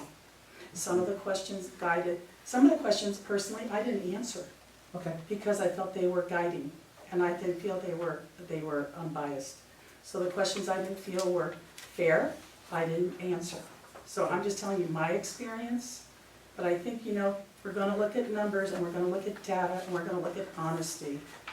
We really need to look at them. Well, we'll publish the full survey report in the appendix, so you can review it and see. Okay, I'm just saying, I just don't think 900 people in Okay. town that didn't have access to a lot of social media is Thank a you. fair assessment. I just wanted to, I'm sorry, may I Go ahead, ask one more sure. thing? I meant to ask, thank you. Did you in fact make, or I saw like the last page has your summary and action plan. I know you discussed on the Board of Selectmen, you're gonna have that discussion and see what, It's gone. oh, it's gone. Oh, no, oh, okay. That section's gone? Yeah. Oh, okay. Because I was gonna say, if they want it, a good way, like you could clarify the prioritization of the recommendations. Like, is there a clarification of priority in the plan? If they choose to do that, they could. You don't do one thing at a time, you do a bunch of things. No, What you're saying is that, that's your answer. I'm telling, what P and Z said is, they want to prioritize ideas that are likely to generate incremental affordable housing units without adding incremental building stock. They said, the plan, please consolidate some recommendations and clarify the prioritization of recommendations. So that's clarifying the prioritization. So is that clarified in your plan? So then that's on the first I know, page. I know. So you're not doing what P and Z has asked you to do? Because what you said is that you are going to do it. Actually, in the meeting, you said you followed all their recommendations. No, we took all of their recommendations into account. But they are the ones who have the power. You guys are a committee that doesn't have governing power, so why wouldn't you take all of them? And why wouldn't you take the first one? We discussed it as a committee, And you all, go ahead, I'm sorry. we discussed it as a committee, and we decided that by prioritization, we don't mean that we can only do one thing at a time. So the priorities will be set as we move forward. So- What's more feasible, what can each group, what can each committee do, what can each body do? But there was no way we could set priorities to the action plan. But the P They and asked Z for it, yes, begs they to did. differ. They actually say that you prioritize ideas that are likely to generate We'll- incremental we will affordable hear housing about- units, without adding incremental building stock. So I'm confused as to why that would, that's a huge point for this plan, My guess is we'll be talking about that next Wednesday. especially since you didn't implement it. I'm surprised it wasn't a Well, big issue to be discussed at this We were not table. required Oh, by, no, we were not required as this committee okay. to implement directly every recommendation. Oh, okay. This committee though it operates under the Board of Selectmen. Without this committee, in other towns, I believe the P and Z is the one that comes up I with don't know. this. Can you please get to the point, Christine? I did. Okay, I'm then confused make your as to point. why Can you please wouldn't. move on? Excuse I told you, me? I gave you the answer to the question. I I'd like to understand hear you're from upset. other people in the committee. Is there any other feeling about that? That's the first recommendation that they made. Why wouldn't that be a I think it's a discussion? valid point, I think we should discuss it. Thank you. Anyone else feel it's I think important? Dave should follow the thing that's at the top of the agenda. It's the very first thing that they suggested. How could you I'm talking ignore about that? treating other people with kindness. I'm sorry. Really? I think he's kind. Is there any other I don't feeling know. about that? That's their first suggestion, that you should be doing that first. And that's what, I think that is a common theme in these public hearings. You're hearing that from the public. And if this is a plan that's Richfield's plan, the public wants you to prioritize using existing structures, not do everything at once. Prioritize means you do something first, then you do something next after that, and that's the teacher in me. Thank you, your comment is noted. Thank you, I appreciate it. I can't imagine that it, I'll make it to the Board of Selectmen again, as well. That's fine. Yeah. I will, absolutely. Because it's not just me, the public has been saying that. Andrea just said it as well, about prioritizing. So, We talked about it. I know, but if this is a Ridgefield plan and not David.goldenberg's plan, why wouldn't you step back and say, I may not want to do that, but it seems the town wants to do that? It was the committee's decision. The committee voted on the draft is going forward, there's going to be another hearing. No, You'll be there's not able- going to be another hearing. Well, not another hearing, There'll be there'll be meeting. another meeting. And the public will be able to see the draft very It's shortly. not going to be another hearing. So, I Wouldn't mean, that be so you're rude? saying that all of you voted Yeah, on Not whether or prior- not to prioritize the plan? Individually, To you took the prior- vote, or you took No, the we vote as a talked committee? about it, I don't remember. Could we go back I've and never look at heard it? you talk about it in a meeting. I've never heard you talk, that's why I brought it up. I've never heard you'd never have had a public discussion about prioritizing use of Your existing structures. recommendations. So did you have that conversation at another time? No, So you've never talked about it? no, we had that discussion. Which meeting did you When? have the I want to discussion? refer to it. Which- All right, which you know what, meetings was that? you're out of order, I'm sorry. This is time for public comment, and I understand you're upset. Right, we're the public, not upset, we're asking is you for public- information and you're Yeah. equivocating. What meeting was this I have discussed in? no idea, it was the Who last, from your committee is in charge of documenting that will give the public back the information she asked for? the minutes are on file. That's not what I asked you. You've been That's- asked very specifically for data. No, What it's not- meeting was I'm this? sorry, you're out of order. Okay, You're out of order. then I'll talk right after she does But and then we'll be in order. the PNZ only submitted this on Friday, May 6th, so it could only be a certain number of meetings. So these were submitted to you May 6th, so there've only been a certain number of meetings. I've been to all of Okay, them, okay. and I haven't seen that conversation. Thank you, I mean, your comment is noted, Christine. I understand you're upset. Your I'm asking comment is- why you're not doing it. Why? That's what I'm asking this Well- committee, why? You must have had a robust discussion about it. Why? No, When we it's had the a first discussion about suggestion. it. Oh, when? Probably the last meeting, probably at the. I was here. Then you weren't, you know something? I think we've heard your point, and I'm gonna ask you to sit down. You're being rude, Dave. Excuse me. I sat here for 2.5 hours watching you go through comments. All of them are from Deborah, which is interesting that nobody else had comments on that No, Google that's not Doc. true. Other people had comments that were resolved in advance. Okay, I sat here patiently, and I'm amazed that the answer to this question is that you had a conversation that everyone on this committee agrees that you don't want to prioritize the use of existing structures when that's the first thing that P&Z asked you to do. Does anyone else have any, I'm asking other people on the committee, nobody else has a feeling about that? Yes, thank you. I wasn't at the last meeting. So do you have a feeling about that? P&Z has I wasn't part of asked. the discussion, but I can tell you that more than one person on this committee probably thinks that we should Okay, start off with adaptive reuse. Thank you. thank you, so it should be But written in it's the not part plan. of the plan.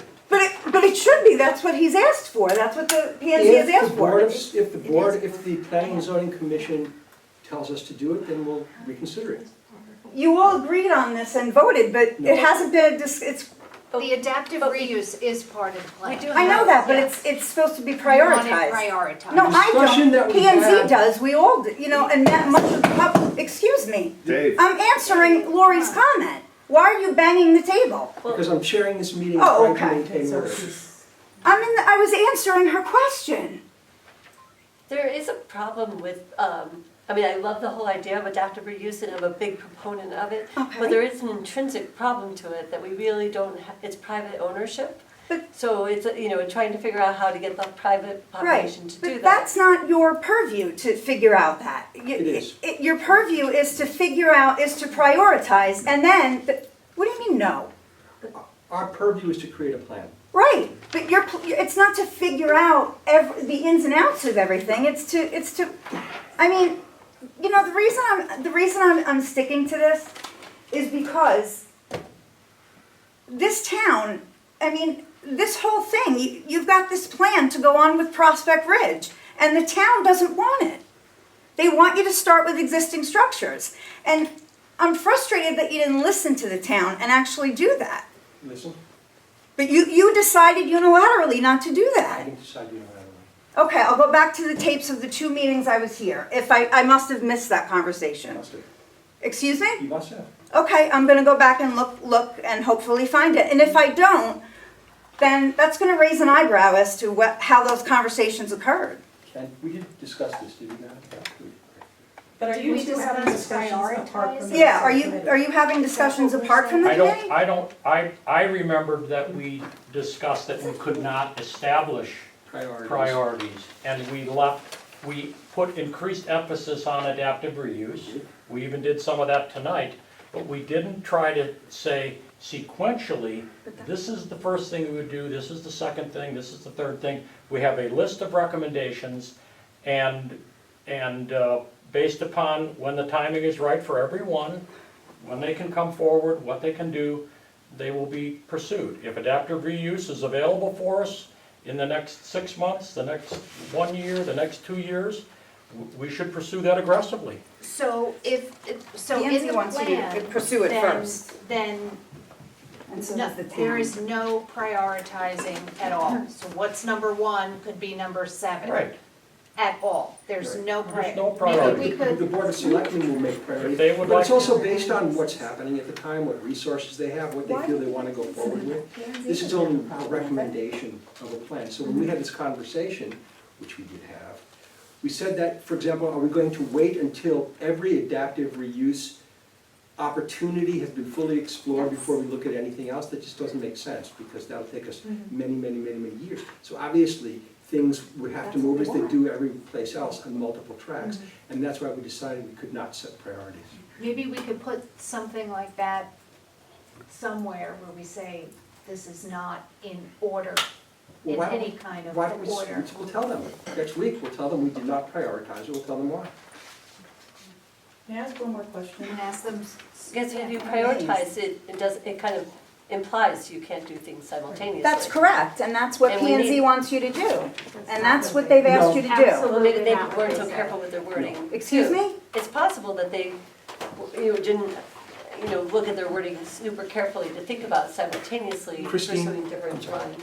You've had your time, we understand your point very, Okay. very well, you've made it multiple times. I So unless there's anything else appreciate, you'd like to add, I'd like to- no, I appreciate you, forgive me for being heated. I just have I'm a passionate. question Bring it up because- I'm passionate, I am, I apologize. I'm just gonna go back to something that somebody said, we've discussed this. So my question to the committee is, Yeah. have you talked about this as a committee? I also would like to know, have members of the committee gotten together and talked outside of the meeting? And have any of you met with Rudy besides Dave? Kent has met. I was with Rudy, and Okay, Rudy, so the two of you have met with Rudy. Yes, of course. Can you share with what you guys discussed? Last time, we got some of his feedback, and we talked about a procedure for how we should time out the rest Did of the you share process. that it with was your more committee? timing of the process than It was about- anything, yeah. and there was nothing specific coming Well, what out I'm of asking Rudy's is, did you comment. share that with all your committee Yes. members?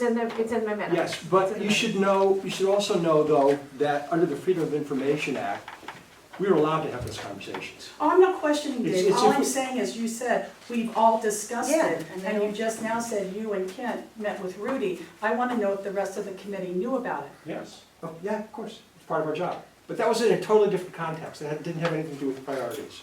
Oh, I'm not talking about priorities, I'm just talking about the affordable housing plan. Yeah, I mean, that's part of Because our. I know on other committees, if you meet outside of the meeting, you can meet as a caucus, but if there's too Right. many of you, then it's considered. Right, so one there's meeting 9 and then- members, so we are very, believe me, very cognizant of the Freedom of Information requirements, and we have not had a quorum to discuss business outside. But do you make it known when any of you have met as a group, or met with Rudy as a group, No. a small group? We do, but we don't have to. If I call Kent about something, or if I talk to 2 people or 3 people in the committee, we don't need to, there's no requirement for that. That's normal committee business. But Anytime I'm we just do- telling you, I sit on other committees, and if I was to do that, I could be called out. So I'm Yeah, just well, kind of that's- questioning That's not right. I mean, priority. I don't know. Okay, I do know the rule on this, and it's if there's a quorum. I've had this discussion directly with the chair of the State Freedom of Information Commission. Oh, I know, I've taken that course, so I just was asking, only because I hear the words thrown out. We have discussed it as a committee, and it seems to me as we ask questions, a couple of you have deer in the headlight looks, and I'm thinking, have you actually heard it? Or has it only been a couple people that have talked to Rudy or gotten together and talked? I'm just asking as a resident and as a taxpayer, and, you know, I don't wanna have to, you know, go down any FOIA roads. I'm just asking a question out of, Yeah, I mean, I have the did we same answer it? concern. Is the question answered? Or is well, there more you'd like yeah, to know? I guess for now, I'm a little concerned when it's come to my knowledge that there've been meetings and discussions, and I'm wondering how many people, numbers, and everything else, so. Never, just- ever, and I can promise it's never, ever in excess of what's allowed by the Freedom of Information Act. But when you have those meetings, do you share it with the rest of the committee? If it's relevant, yeah. If not, But who decides decides whether if it's it's relevant or relevant? not? That's my point. And sometimes they're just phone calls. I've had phone calls with Deborah, I've had phone calls with Dave. They call me up, Do we you ask keep a record questions. of those phone calls and everything else? No. that's the way committees work. Anything else about the plan? Mr. Goldenberg, could I just add something? And maybe I misunderstood, but at the beginning, I thought you were discussing the definition of affordable housing and Yes. that you thought it was ambiguous or that subjective or something. It's really not. 830J basically says that such plan, the plan that you're working on, shall specify how the municipality intends to increase the number of affordable housing developments in the municipality. And then 830G, which is what this is all under, defines exactly what that is. And I'm not going to go through it because it's somewhat complicated, but in short, it's low-income restricted housing, deed-restricted housing, assisted housing. So that's what you're talking about when you're talking about affordable housing. It's not ambiguous. Naturally affordable housing doesn't satisfy that, doesn't get you the exemption. And I think the problem that we have is that we are working on a plan for Hartford. The naturally occurring affordable housing is what Ridgefield really needs. We don't need more income restricted housing, but we do need probably more affordable housing.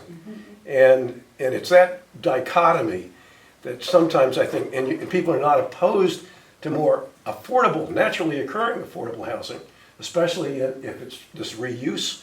What they're very opposed to is building another housing project in what is now natural habitat. And they're very opposed to that. And I think that the evidence that's been given has exaggerated the local need for it. And that is the issue, is that Ridgefield does not need a lot more income restricted housing, but it could use more naturally affordable housing. So that's I would convey that to you. Thanks. Anybody else? Excellent. Thank you, I agree. If not, that concludes the public comments.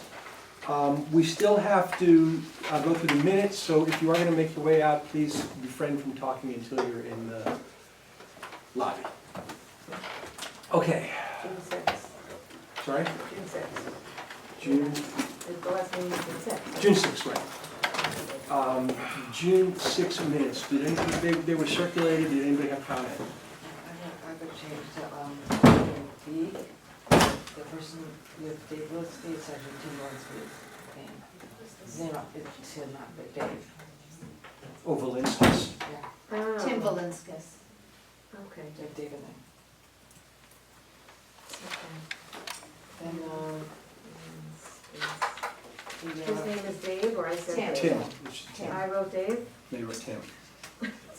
and his name is Dave? No, No. his name is Tim, you wrote Dave.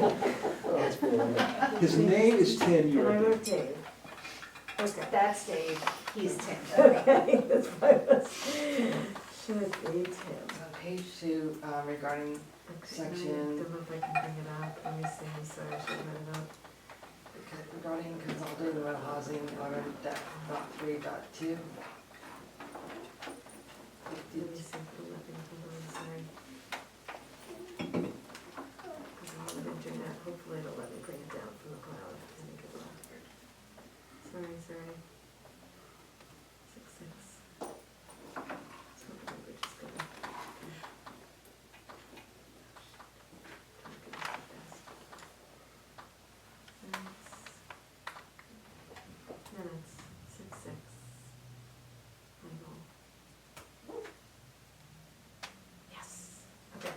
to make Tim Valinskis.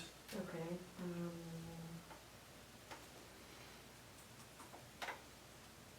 Oh, God.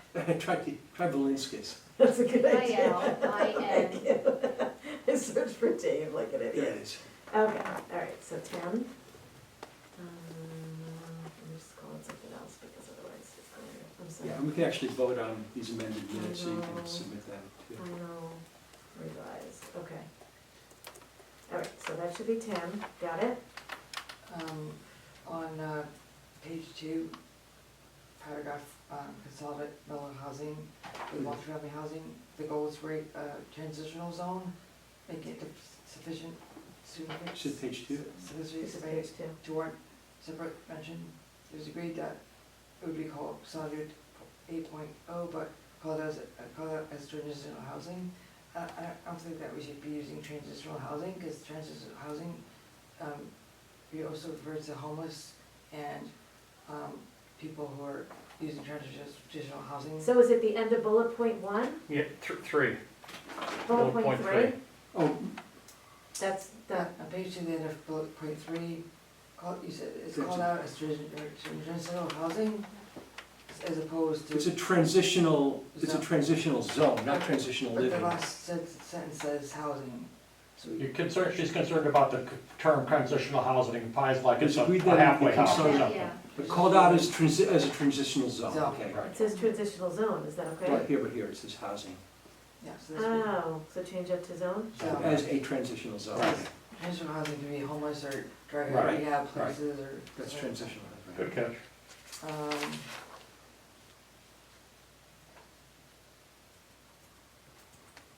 Oh, it's not telling me what I changed.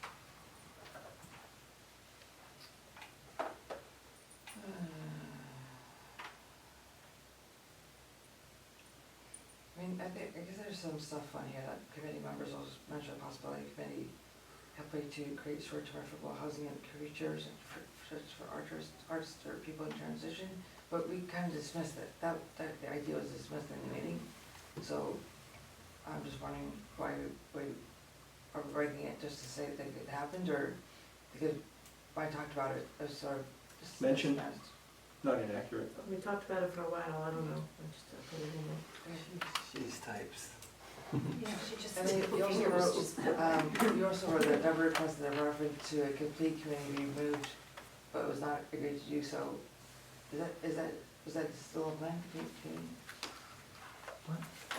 Where's that, Page 3, third, second paragraph, Deborah requested. I'm not sure who it belongs to.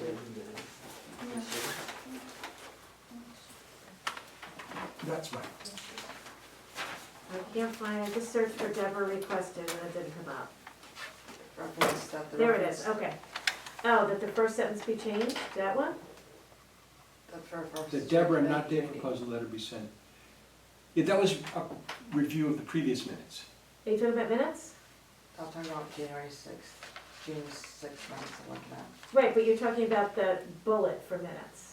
Yeah, Deborah requested a reference to a committee being removed, but it was not agreed to do so. Oh, it's a different one then. What? Oh, this one, it must be this one. Deborah requested that a reference to community be removed, but it was not agreed to do so. But it was What's removed. wrong with that? Right, I'm just saying, because it was not agreed to do so. Well, it was not agreed to do so at the time, but it was Right. subsequently, But it was, at the time of this minutes, it wasn't Okay. removed. yeah, that's what they call it Okay. minutes. So that's okay? And, I'm putting That's this it. I was just wondering if you got back to Bob on his request for I haven't had a chance. the fee. So if we have $2,000 from that grant left over, we have no other way to spend it? Like to make Yeah, we can spend it. to make this document look pretty. Yeah, well, It does? Rudy has volunteered the services of Jillian Shearing. Right, but with, If she can't do it, then we can hire somebody. yeah, because I think we should, like, as compared to the plans, we at least. It needs to be tarted up, yeah. Pretty, but, yeah. Hmm? So I suggest we do that money. Yeah. Can we do that? All right, so can we have a motion to accept the minutes as amended for the what's the date of that one? June June 6th. 6th. June 6th. So moved. So moved, is there a second? Second. All in favor? Aye. Aye. Opposed? Sorry. All right. I did read them, so you should be happy, right? Yes, thank you for doing that. So it's just two changes I made, right? It's the. Kim Valinskas change and- the transitional housing. Yeah. To zone. All right. It's written, and then Deb, you seconded, right, Lori? Can we have a motion to adjourn? Adjourn? Lori, second. Krista? Oh, I wanna stay another couple hours. All in favor, say aye, aye, aye, aye, aye. Thank you all, you know, this has been a really long and grueling process, and we're almost at the finish line. And I So just even wrote down the time today. Thank you, everybody, for your participation and forbearance. 10:16.